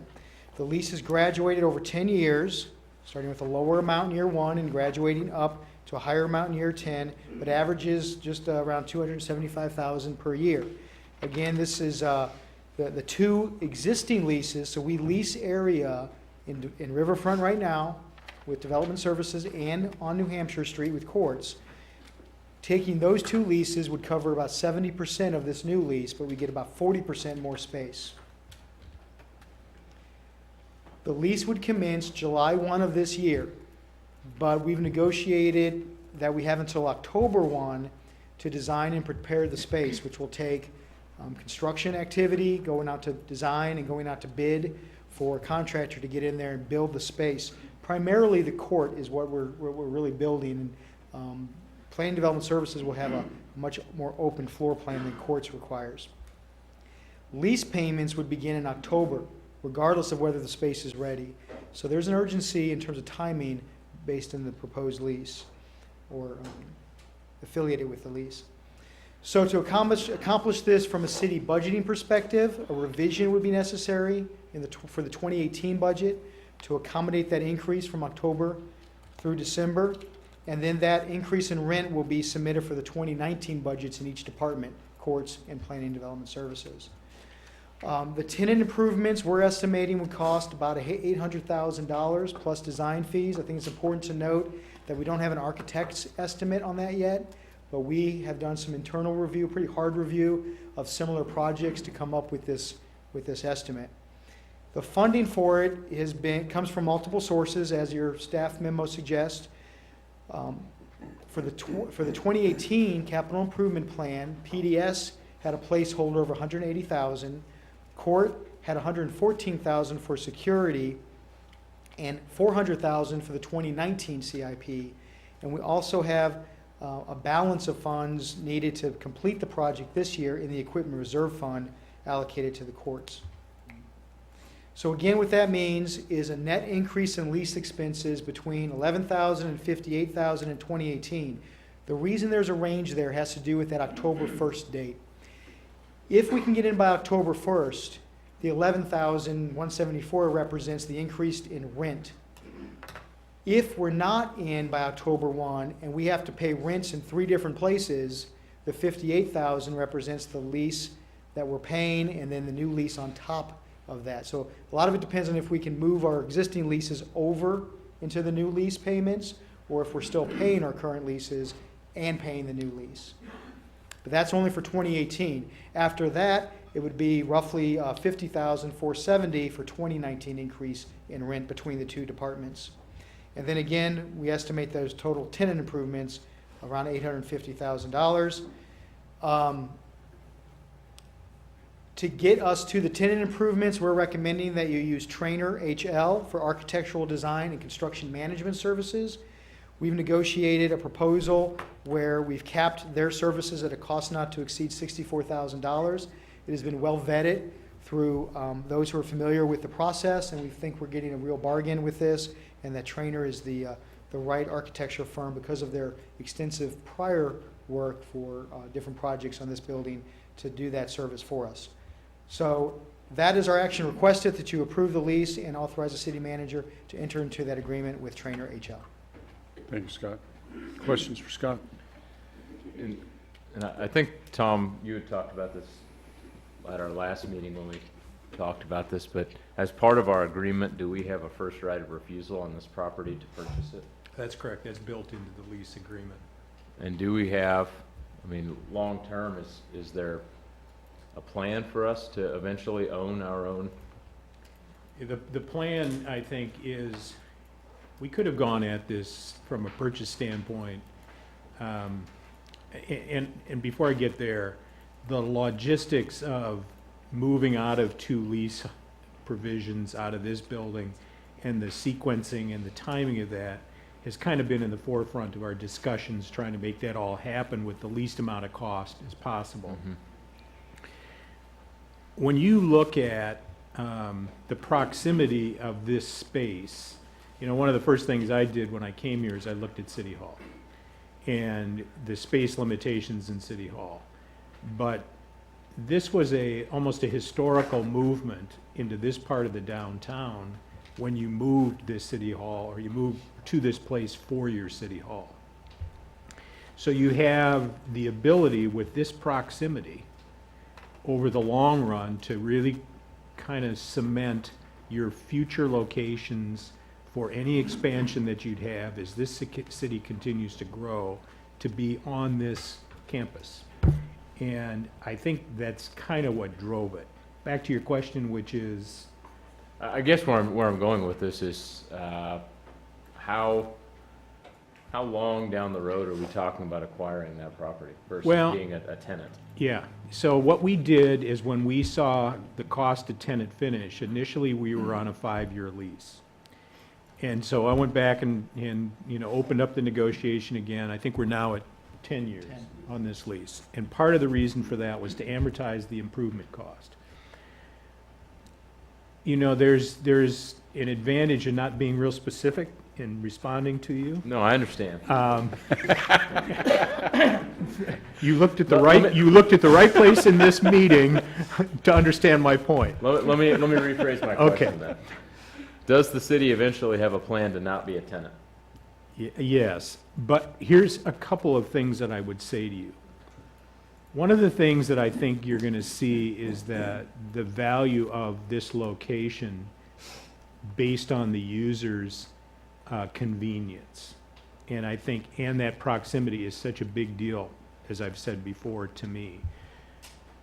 Once we get in and we have, you know, kind of get accustomed to this space, we're comfortable with structural elements of this space. We're comfortable with proximity issues to the river and flood issues with this space. I think then we can start to have those discussions. But I wanted to get in, think about who's moving in here. The building department's moving in here. They can't help themselves. They're going to start evaluating every part of this building before, in a lot greater detail than they already have. So those will be part of my negotiating chips with the Simon family eventually. And we've been, quite frankly, we've had pretty serious negotiations back and forth in all of this to try and make this all work. So yes, that's why we were insistent on an option for purchase. Because in the long run, it probably would make more sense for us to own, okay? The other issue here is we actually own the underlying property, you know that, right? So we're already somewhat vested in this particular property. I want a certain comfort level for this city and for myself and for the team here to be comfortable with, you know, the aspects of this building in terms of where it's located, how this is used, finding out if there's anything inside this operation that we just didn't see despite some pretty serious due diligence in reviewing everything. So am I adding enough caution to? But obviously that is, and that was part of our discussion. The nature of my question comes from 3 years ago when we, well, I know the conversation was a lot longer than 3 years ago, but 3 years ago when I came into the fold, conversation about the police station. Yes. And one of the things that kept coming up and up and up is the problem with our existing police station is we don't own our space, so we don't control our fate.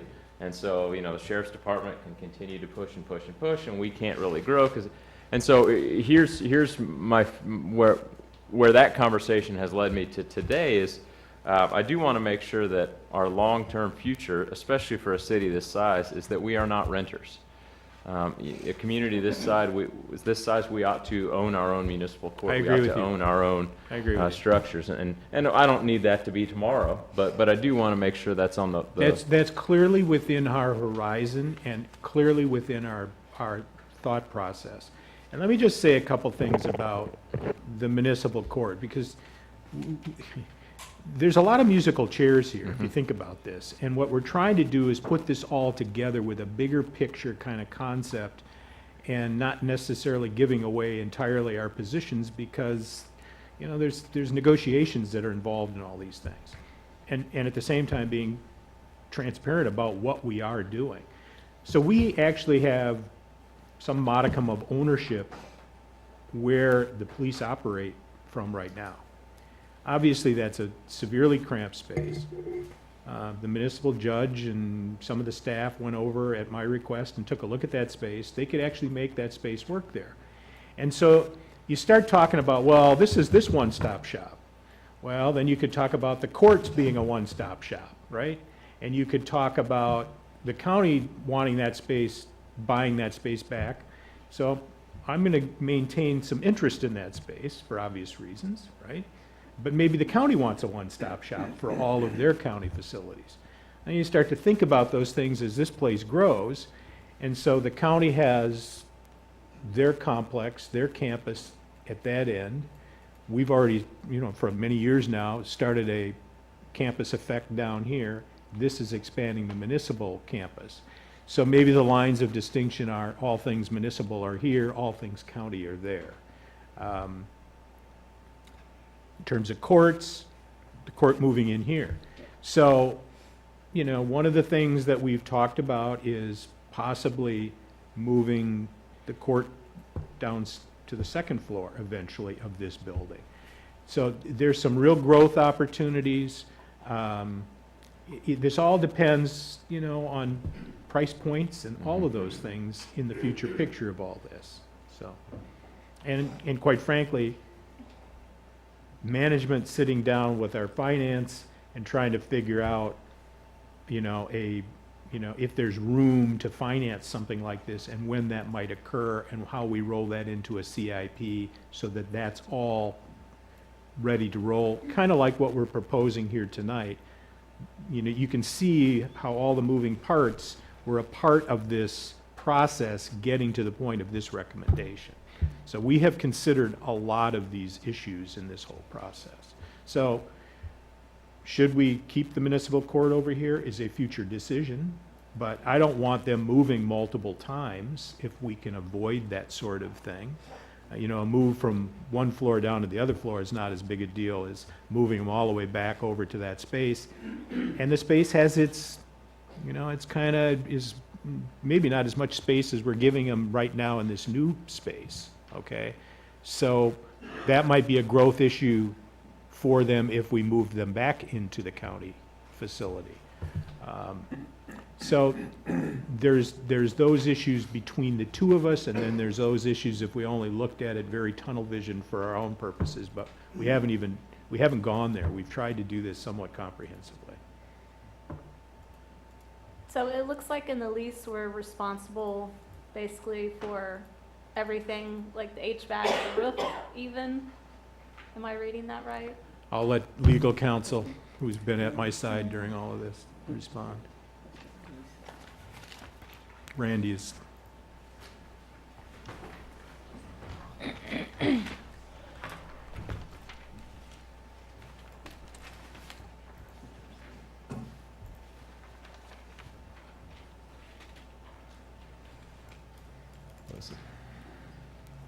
want to ask him what you're... 10C, if you go to the proposed lease. 10C. Yeah, 10C.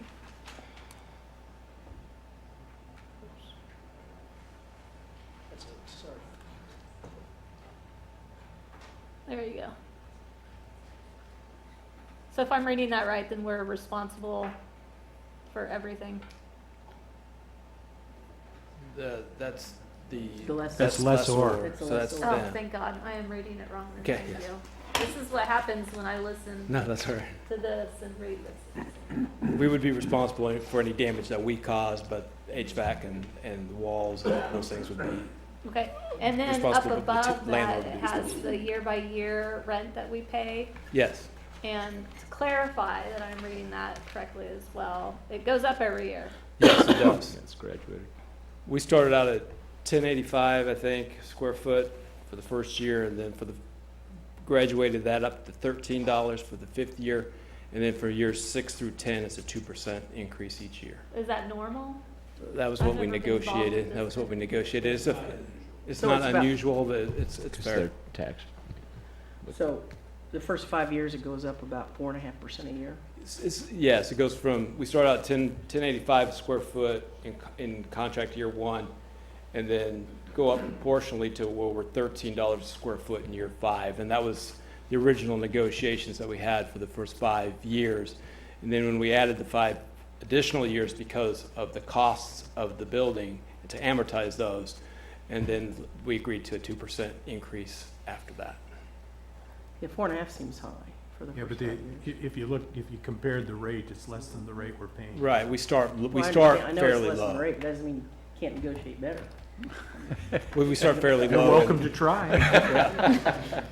You don't tell them what you're paying. But it does, first, because, I mean, we just did those airport leases, and we just are raising it 3% a year, so it seems high on 4.5. 2 sounds And they good. were crabbing about that. Oh, I know they were. We keep hearing about it. Seems like that could be better. I had one more thing, and that is on number 28. And I know this is highly unlikely to occur, but it's here, so I've got to, and that's under the toxic and hazardous waste materials. And I understand we don't handle that there. However, I noticed the last sentence there, basically, first of all, above that, it says we're responsible for anything we bring on site, which is typical. The last sentence there, though, is leasee's obligation hereunder shall survive the termination of this lease. Right, that's For how long?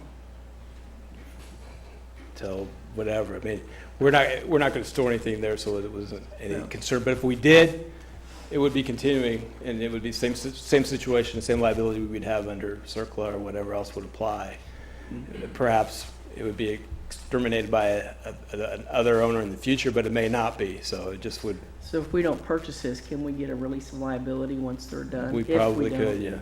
I would think we would want that Right. protection in there somehow, a release of liability, Yes.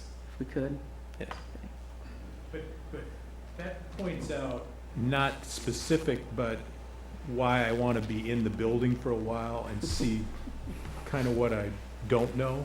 This leaves us open, it just seems like. I It's an understand open-ended that. statement. So if we could somehow tighten that up, that would be great. That'd be good. I think it's a great idea, doing the one-stop shop. I think the location's great. I am worried about the structural integrity of the building. I know we've done some studies on that, and I haven't read those, but I'm assuming. That's why I they're was good. worried about 10C, but I was reading it wrong, so I feel better about that now. They, that preliminarily, we feel that those evaluations are satisfactory, okay? But again, there's some value in being in there and understanding some things that I we think that's a good can't idea. until you're, so. So if we do decide to purchase this down the road, and if it's 10 years down the road, given the fact that it's so close to the river and the structural integrities could be an issue, is that something where we would start putting money away for repair? Well, actually, where's Chuck? We're having these very discussions with Bowersock about Right, the- promenade yeah. issues and trying to, whether it's Cofferdam or some other approach, get in there, because we already have some issues, you know. in The scouring terms out of under the, yeah. Scouring and those types of Mhm. issues that are our obligation anyway. Again, that's one of those moving parts that you kind of can evaluate as a part of being in there. You'll be closer to that, you'll have a better feel for that sort of thing before we would consummate any kind of purchase arrangement. Okay. You know, the other thing I would say to you is that with this site, you have the potential, you know, to, I mean, think big, long run, as we need space, there's space between these two buildings that could be accommodated with additional construction as well, so that you could actually link these buildings. So you could be under roof between each of them. Not just a walkway, but actually square footage. And there's some other opportunities inside this building to create additional square footage too. So what we're really doing is buying some future space if in fact we consummate that arrangement between the two of us as well, that might make more sense. Okay.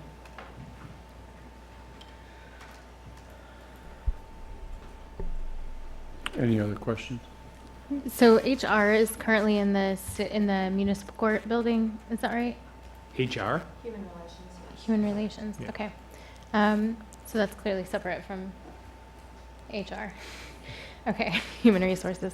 Are there plans then to have them in the basement, or I'm sorry, the garden level? Are there plans for the first floor here, the ground floor here? We haven't really parsed that out entirely, how we're going to do that. That will be part of the evaluation and the study as well. For the services, we'll take a look at how we disseminate space here. But wherever we have public contact, regular public contact, we want to get them, I think, closest to the first floor, so that that's as accommodating for everyone. That it really isn't right now, despite having elevators and stairwells and everything. It's really not the most welcoming approach to business with the city, the way it's set up right now. And I think this, and Scott will tell you, like he said, we get a lot of walk-in traffic there that, you know, would probably be better with another department down there that regularly handles bills and other customer information that we deal with all the time. To be honest, we get a lot of municipal court traffic Yeah. at that window. Really? Oh, yeah, because it's city. Yep. You know, If I it's, can just elaborate on human relations a little bit. Since that department was consolidated into the city attorney's office, I believe it was in 2008, the investigative responsibilities have been assigned to the city prosecutors, and we foresee that continuing. So with the prosecutor's office being over there, I imagine that we will keep the human relations investigation contact point in that area as well. Thank you. Are there any, excuse me, are there any other questions on the lease?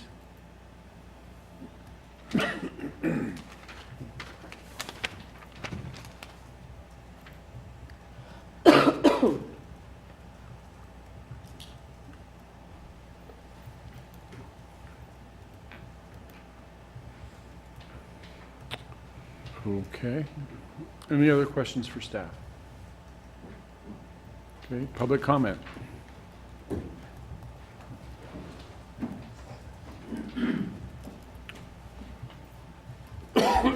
Justin Cabral, 2706 Redbud Lane, Apartment 6. So with a graduated rent, would that ever be subject to renegotiation at any point? So say like, we discover that there's some sort of structural defect and 4% every couple of years starts to seem a little steep or unfair. Can we back out of that at any point or break the lease without any penalty? Or with costs to the city for that? there are provisions to terminate the lease on certain notice provisions and things of that sort. I guess what I'd say is that if you're thinking about reducing lease rates and that sort of thing, it takes two parties to have that conversation in any agreement, so. Well, then I suppose I would just kind of point out to the board that, I mean, if we can at all negotiate a lower rate on that. I mean, somebody mentioned earlier that there was something that came up in a study about how there may be some structural issues. So, of course, I'd like us to get a good deal. That'll be all. But I think they'll be responsible for all structural until we would purchase it, right? Anything structural. If I may respond, first of all, yeah, there are several clauses in the lease that address the commenters' issues about some of the what-ifs, right? The other thing is we did have a study conducted as part of our due diligence, And the conclusions were that from our engineering firm that we use, PEC, I believe, Kurt Schroeder in our office headed this up. They based observations made during 2 site visits. It is our professional opinion that the structure of the Riverfront Plaza building is in very sound condition. So we are satisfied at this point with a consultant that we hired to look over the structural and other elements of the building, major systems, roof, elevator, some HVAC, those such things. And so in concurrence with Tom's thinking that despite the fact that we got some good reports, there's nothing that tells us how a building operates unless you're in it and living in it for a while. Thank you. Thank you, Justin. Other public comment?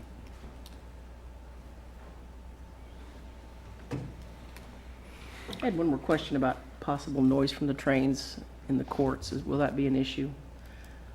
Is there anything we're going to do to?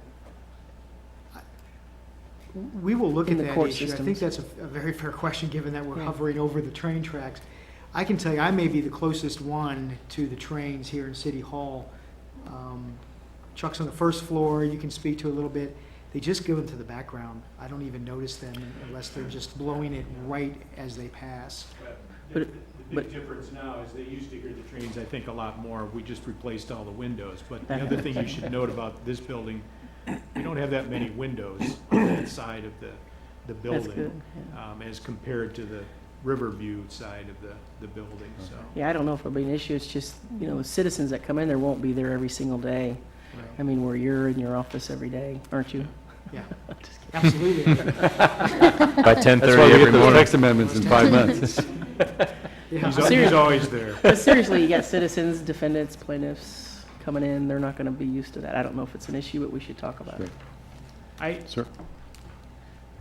So Tony asked me to comment on this. I'm not really concerned about it, and the reason I'm not concerned is I assume that the one point of contact that we would have where noise is a problem is the courtroom. It's designed to be an interior courtroom on the current plan, so you should be able to do some sort of noise mitigation on the interior walls, I would imagine, if it came to that. So I'm not greatly concerned. The other thing is that our current courtroom doesn't have any sort of PA system, and I would probably push for the installation of that sort of system on any new courtroom that we would have, just because talking all day long gets a little fatiguing when you have to project, and sometimes people in back have difficulty hearing anyway, so we could probably address that by turning the volume up a couple notches when the train comes by. Do you have a hearing loop in your courtroom? No, we don't. It's probably something we need, though. Okay. Thank you, Judge. Okay. Any other public comment? I think we're done with that. Back to the commission. And again, we're considering the... My only concern at all with the lease, again, is, obviously, the idea of being an owner versus a tenant is more appealing, and the part of the lease that is concerning to me is I do not envy the city commission that's seated at the time when that 45-day rule gets invoked about the right of first refusal, when you have 45 days to suddenly find a way in your budget to buy a building you hadn't planned to buy. I don't envy that group of people that have to make that. I mean, 45 days is not a long time. We do a 5-year CIP and a 5-year CIP. This next year, we'll start looking at that particular issue. Okay. That's good.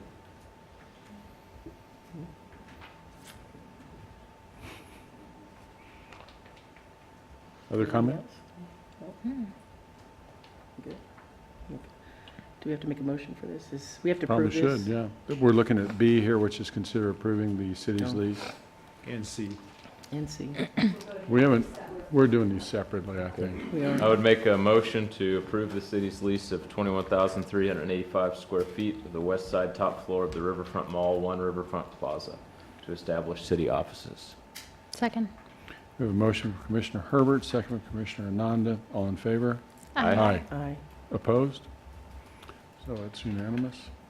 So then we have the next issue, which is consider authorizing the city manager to enter into an agreement with Trainer HL for architectural design and construction management services to complete tenant improvements at the property at a cost not to exceed $64,000. So moved. Second. Okay, we have a motion from Commissioner Herbert, second from Vice Mayor Larson. All in favor? Aye.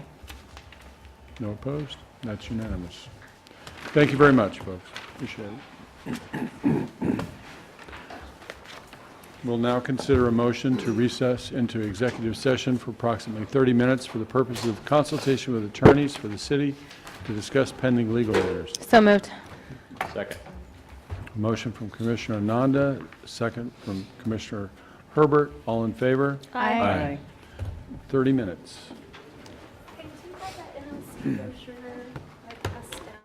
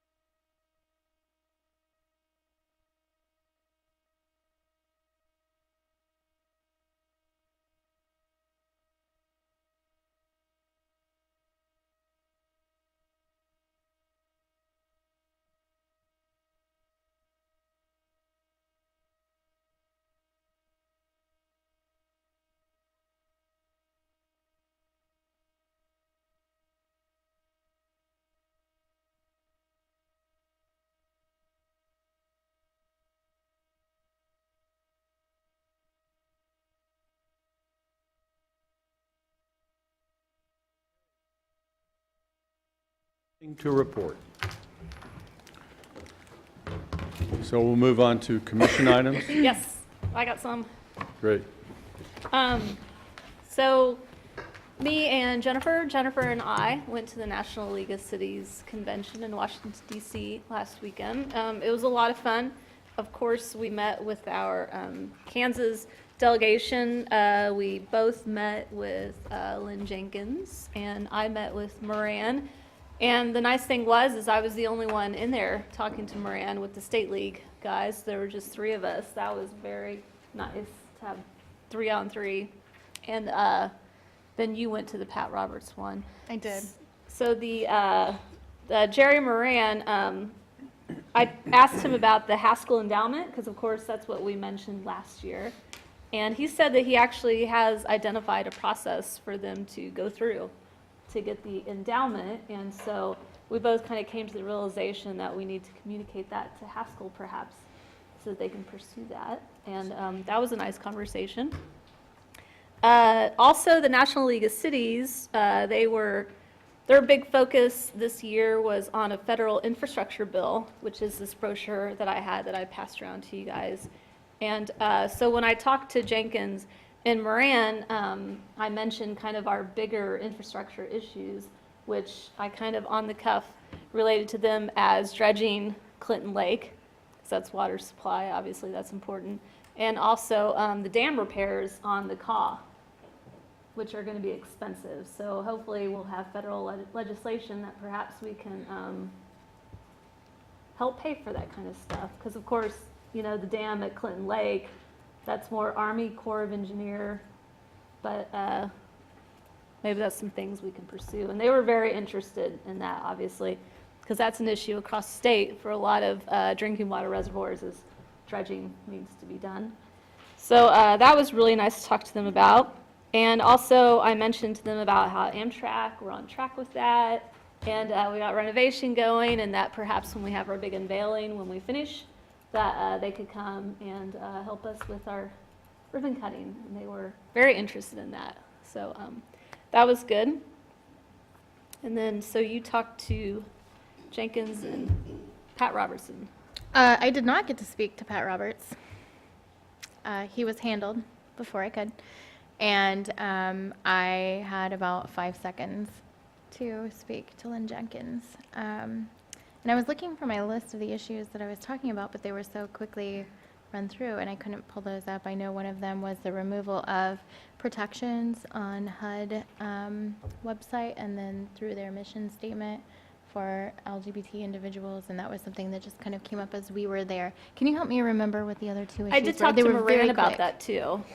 Yeah. I think when you came in, I'd already talked about the things I talked to Moran about, so I don't need to cover those. But yeah, we did talk about HUD and that their previous mission statement actually had achievable objectives in it. It was quite long, it was a paragraph long, and discrimination was one of those things. And their new mission statement that they're proposing is like 1 or 2 sentences long and didn't really have any specific objectives in there, and that was really nice talking to Moran about that. I should say his legislative director, they were surprised by that as well. Well, and I think the interesting conversation around that is the fact that the Court of Appeals found that sexual orientation discrimination can be folded under sex discrimination. And so how is that shifting the conversation? So it's a broader conversation, I think, than just that. But given our city's commitment to protecting the rights of LGBT individuals, thought that was important. Do you remember the other 2 items that I was going to talk about? I'm sorry, that I was looking for them on my notes. I don't have and I that can't on find that this. note. Oh, hang on, I know notebook. where it is. It Hang was on. a different notebook. What Okay. was nice was Moran's legislative director said, well, considering the discrimination is illegal, we shouldn't be removing that from the website. So that was good to hear. The other issues that I was going to mention, and I did briefly get to mention to Jenkins, was more broad, I think, than some of the things that you spoke to, which were unfunded mandates, extending what we have to do with the same amount of money or less but asking us to do more.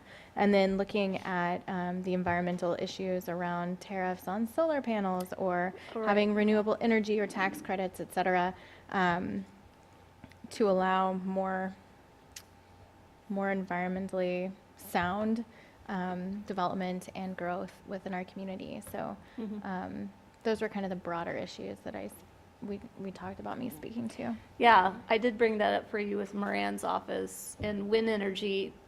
They're very into that. That is seen as a big Kansas export almost. So I really enjoyed talking to Moran's office.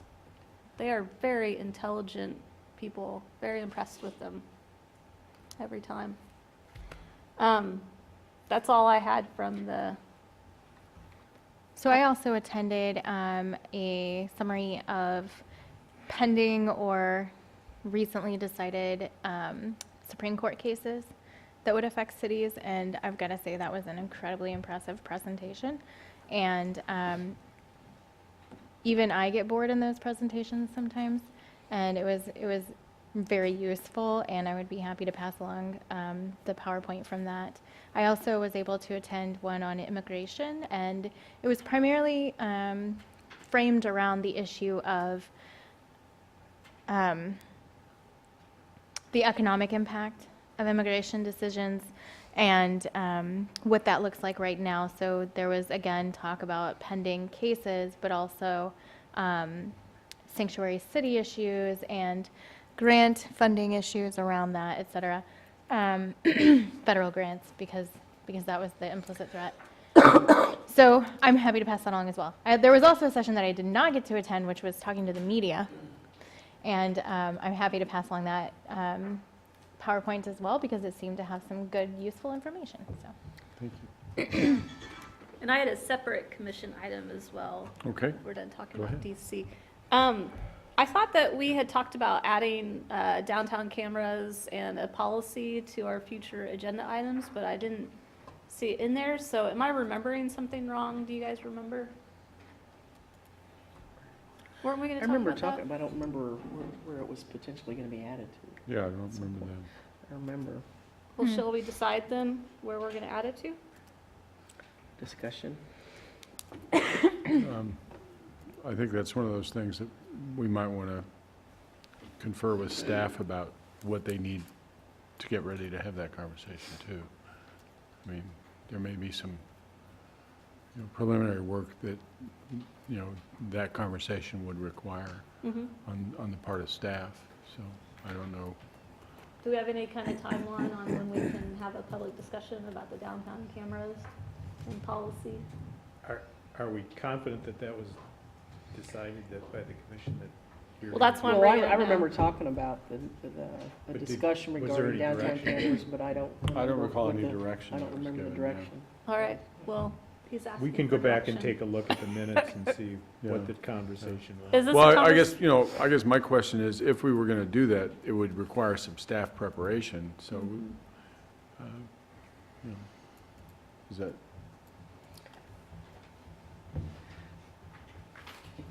Is this a conversation we want to have? Having downtown cameras. If we're going to add more, and do we need a policy for the ones that we have in place already?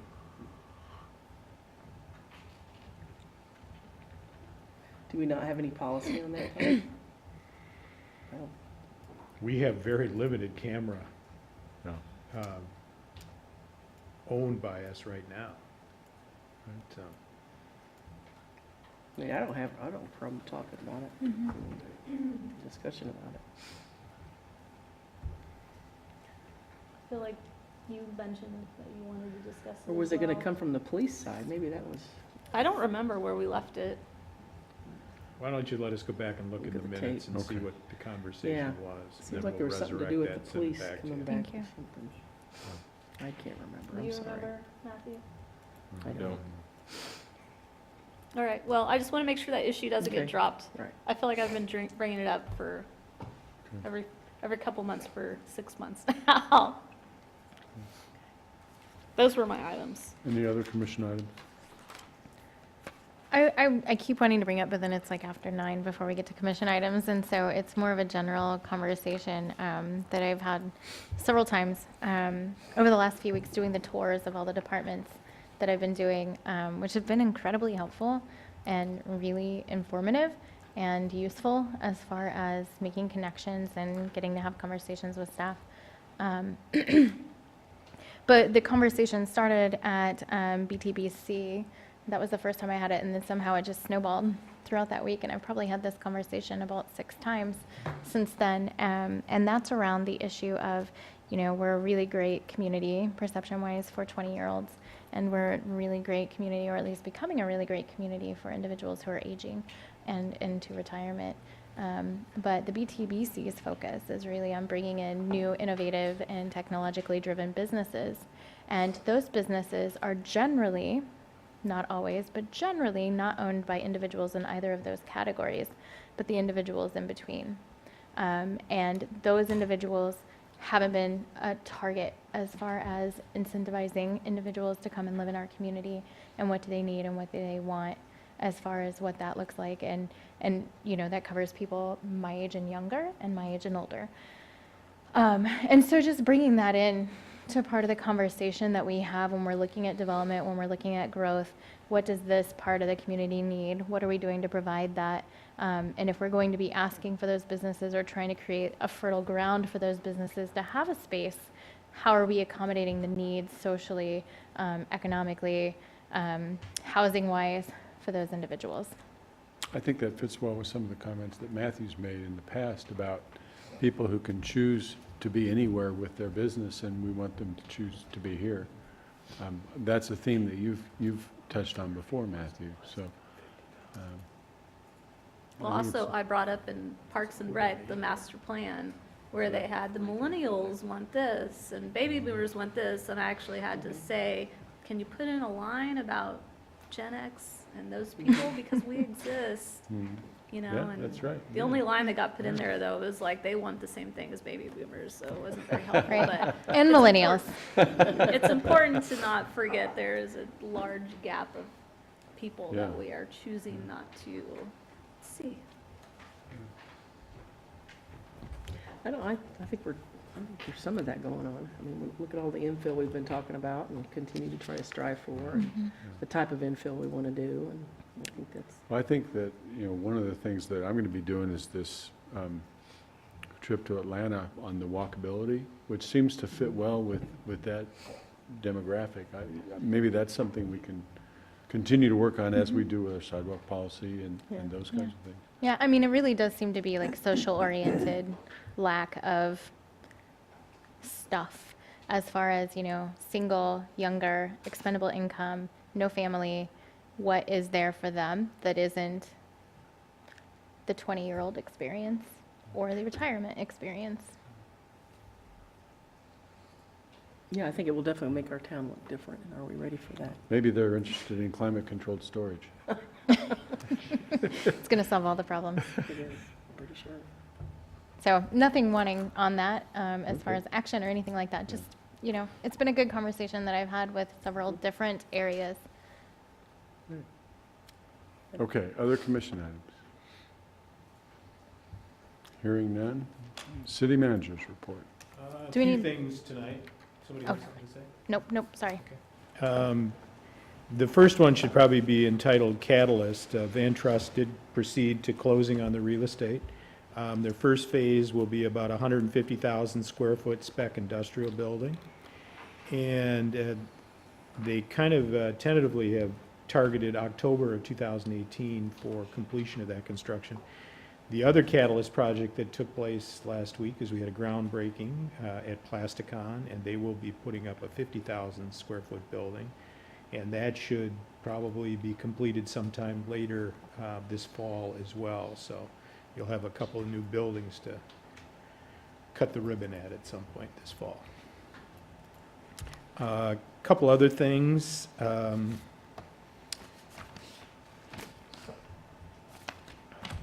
Just a reminder that your statements of substantial interest, if you have anything to update, those are due between April 15th and April 30th. That's just a reminder. We had submitted a general fund report. We submitted an amended general fund report, and we're going to be submitting another amended general fund report. So hold your horses. The balance is probably going to be about the same. And remember, these were unaudited numbers.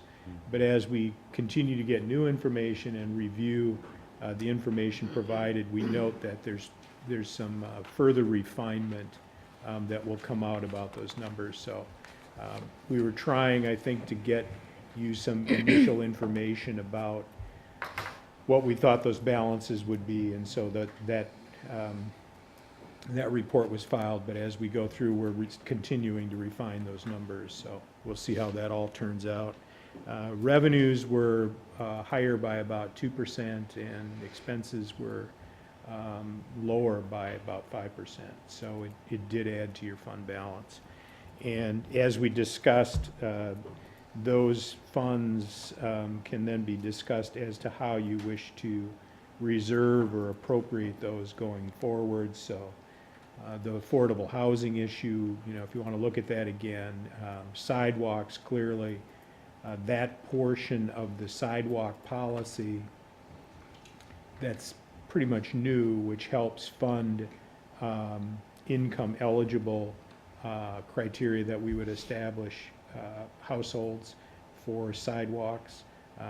Our internal discussion among staff is that we would set up a reserve for that. That's been a question about, well, how much money do we have, and do you just shut off the program every year and then everybody is left?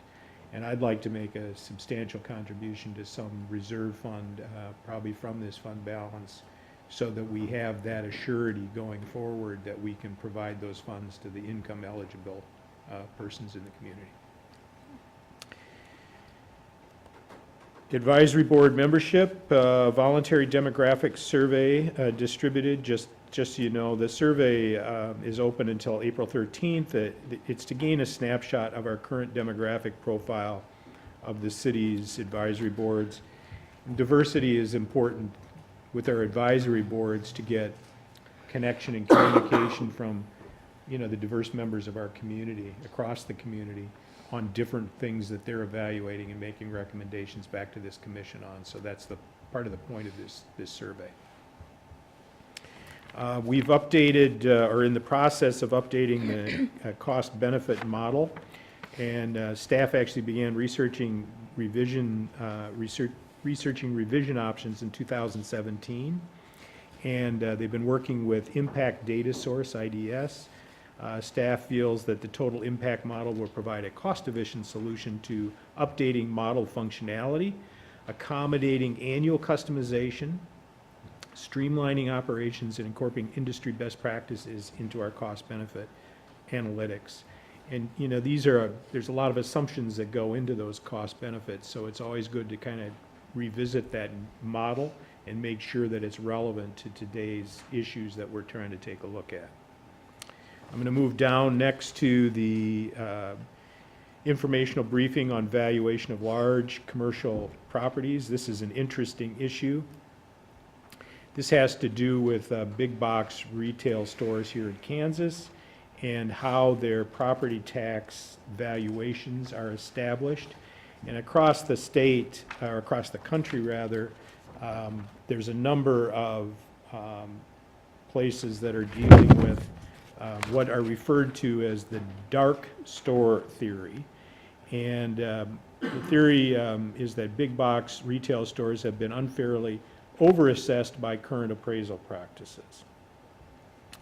The theory advocates for certain properties to be valued for taxation purposes as if the properties were vacant and unencumbered, thus the term dark stores.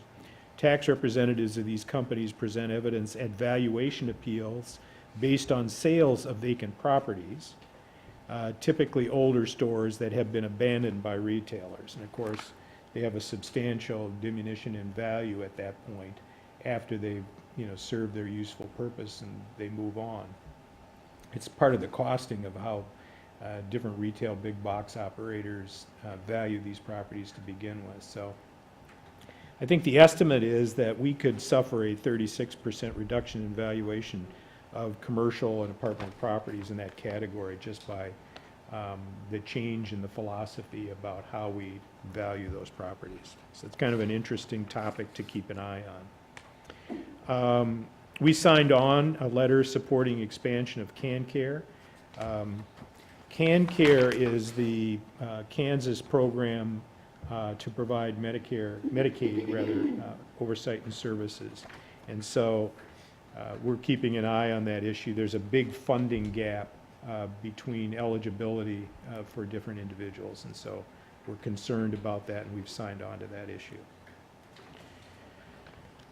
Common Ground leases for the 2017 annual report. This is the 7th year of that program here in Lawrence, and we license a number of properties at no cost or low cost at Incubator Farm north of town to community members who oversee community gardens here in the city. We're now at 9, a variety of orchards, farms, gardens scattered throughout the city in which 200 gardeners grow healthy foods in their neighborhoods. And the report goes on to talk about the 2 new leases that we've entered into. We've also, this report includes the Douglas County Food Policy Council 2017 annual report. The other thing that's not on the list of reports tonight is Governor Collier, Commerce Department announced communities to be designated as opportunity zones, and Lawrence is one of those communities. This release that just came out today suggests, well, opportunity zones are a new economic development tool enacted by the Tax Cut and Job Act of 2017, designed to encourage long-term investment in low-income urban and rural areas. It looks like we're probably going to get 2 designations, but the governor has chosen to take the 30-day extension that's permitted so that he can discuss this in greater detail with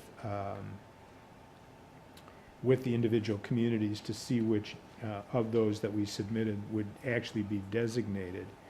And the program provides tax incentives for investors to reinvest their unrealized capital gains into opportunity funds that are dedicated to investing in economically distressed areas designated as opportunity zones by the governor.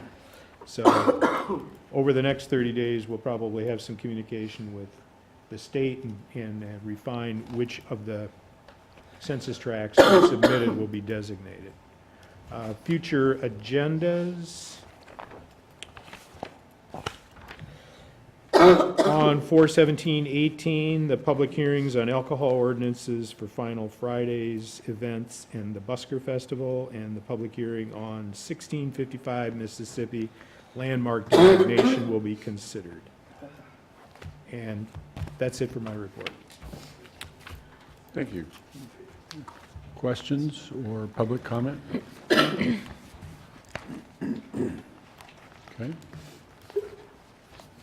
Thank you, Tom.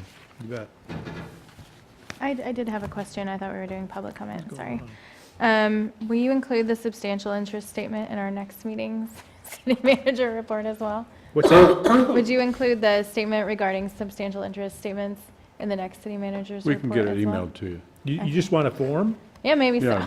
Oh, I can just send you one. I appreciate that. Is that what you're asking for? Maybe. I can't fill it out for you.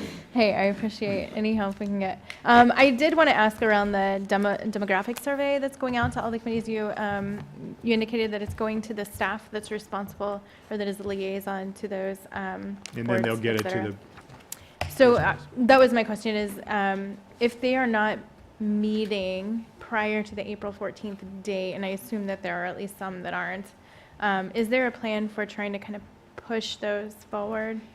It's actually all an online survey, so Okay. the staff liaisons were just simply distributing it Notifying. out to everyone to complete it at their leisure, and it's completely voluntary. Okay, thank you.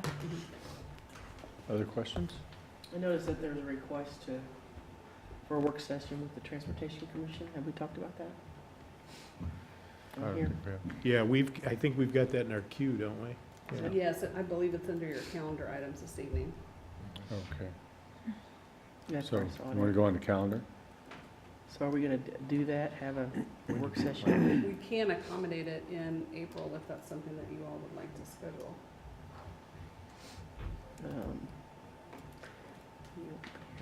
Was that the one that you were gonna be gone? I'll be gone the 9th to the 12th, coming back on the 12th, I think. Yeah. So I'll miss the meeting on the 10th. Y'all have fun.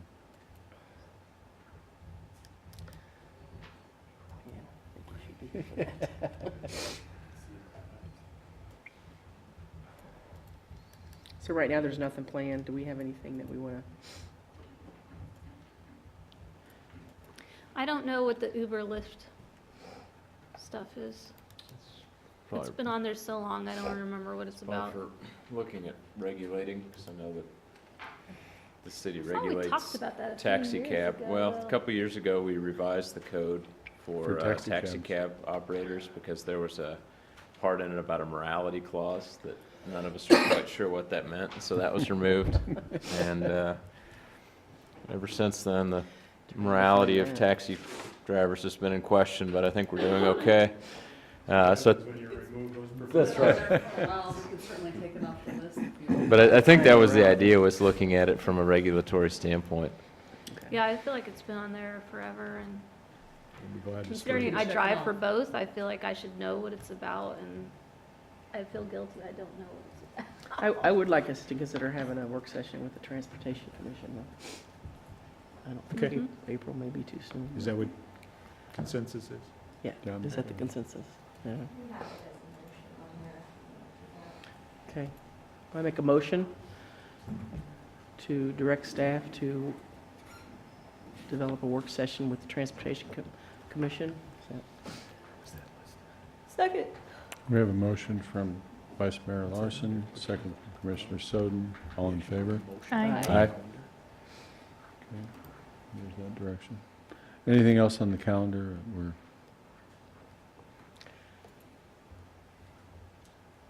Tomorrow is the, Thursday evening is the Lawrence Community Shelter. I think it's tomorrow. Is that tomorrow? Yeah, the Yeah, the welcome for Sarah Jane Russell. So I know I'm going to that. I don't know if I'll be anybody going else to that is. too. I wish I could. Is anybody else? So we don't have to. Going to a thing at Watkins Museum tomorrow. Okay, Okay. we're good.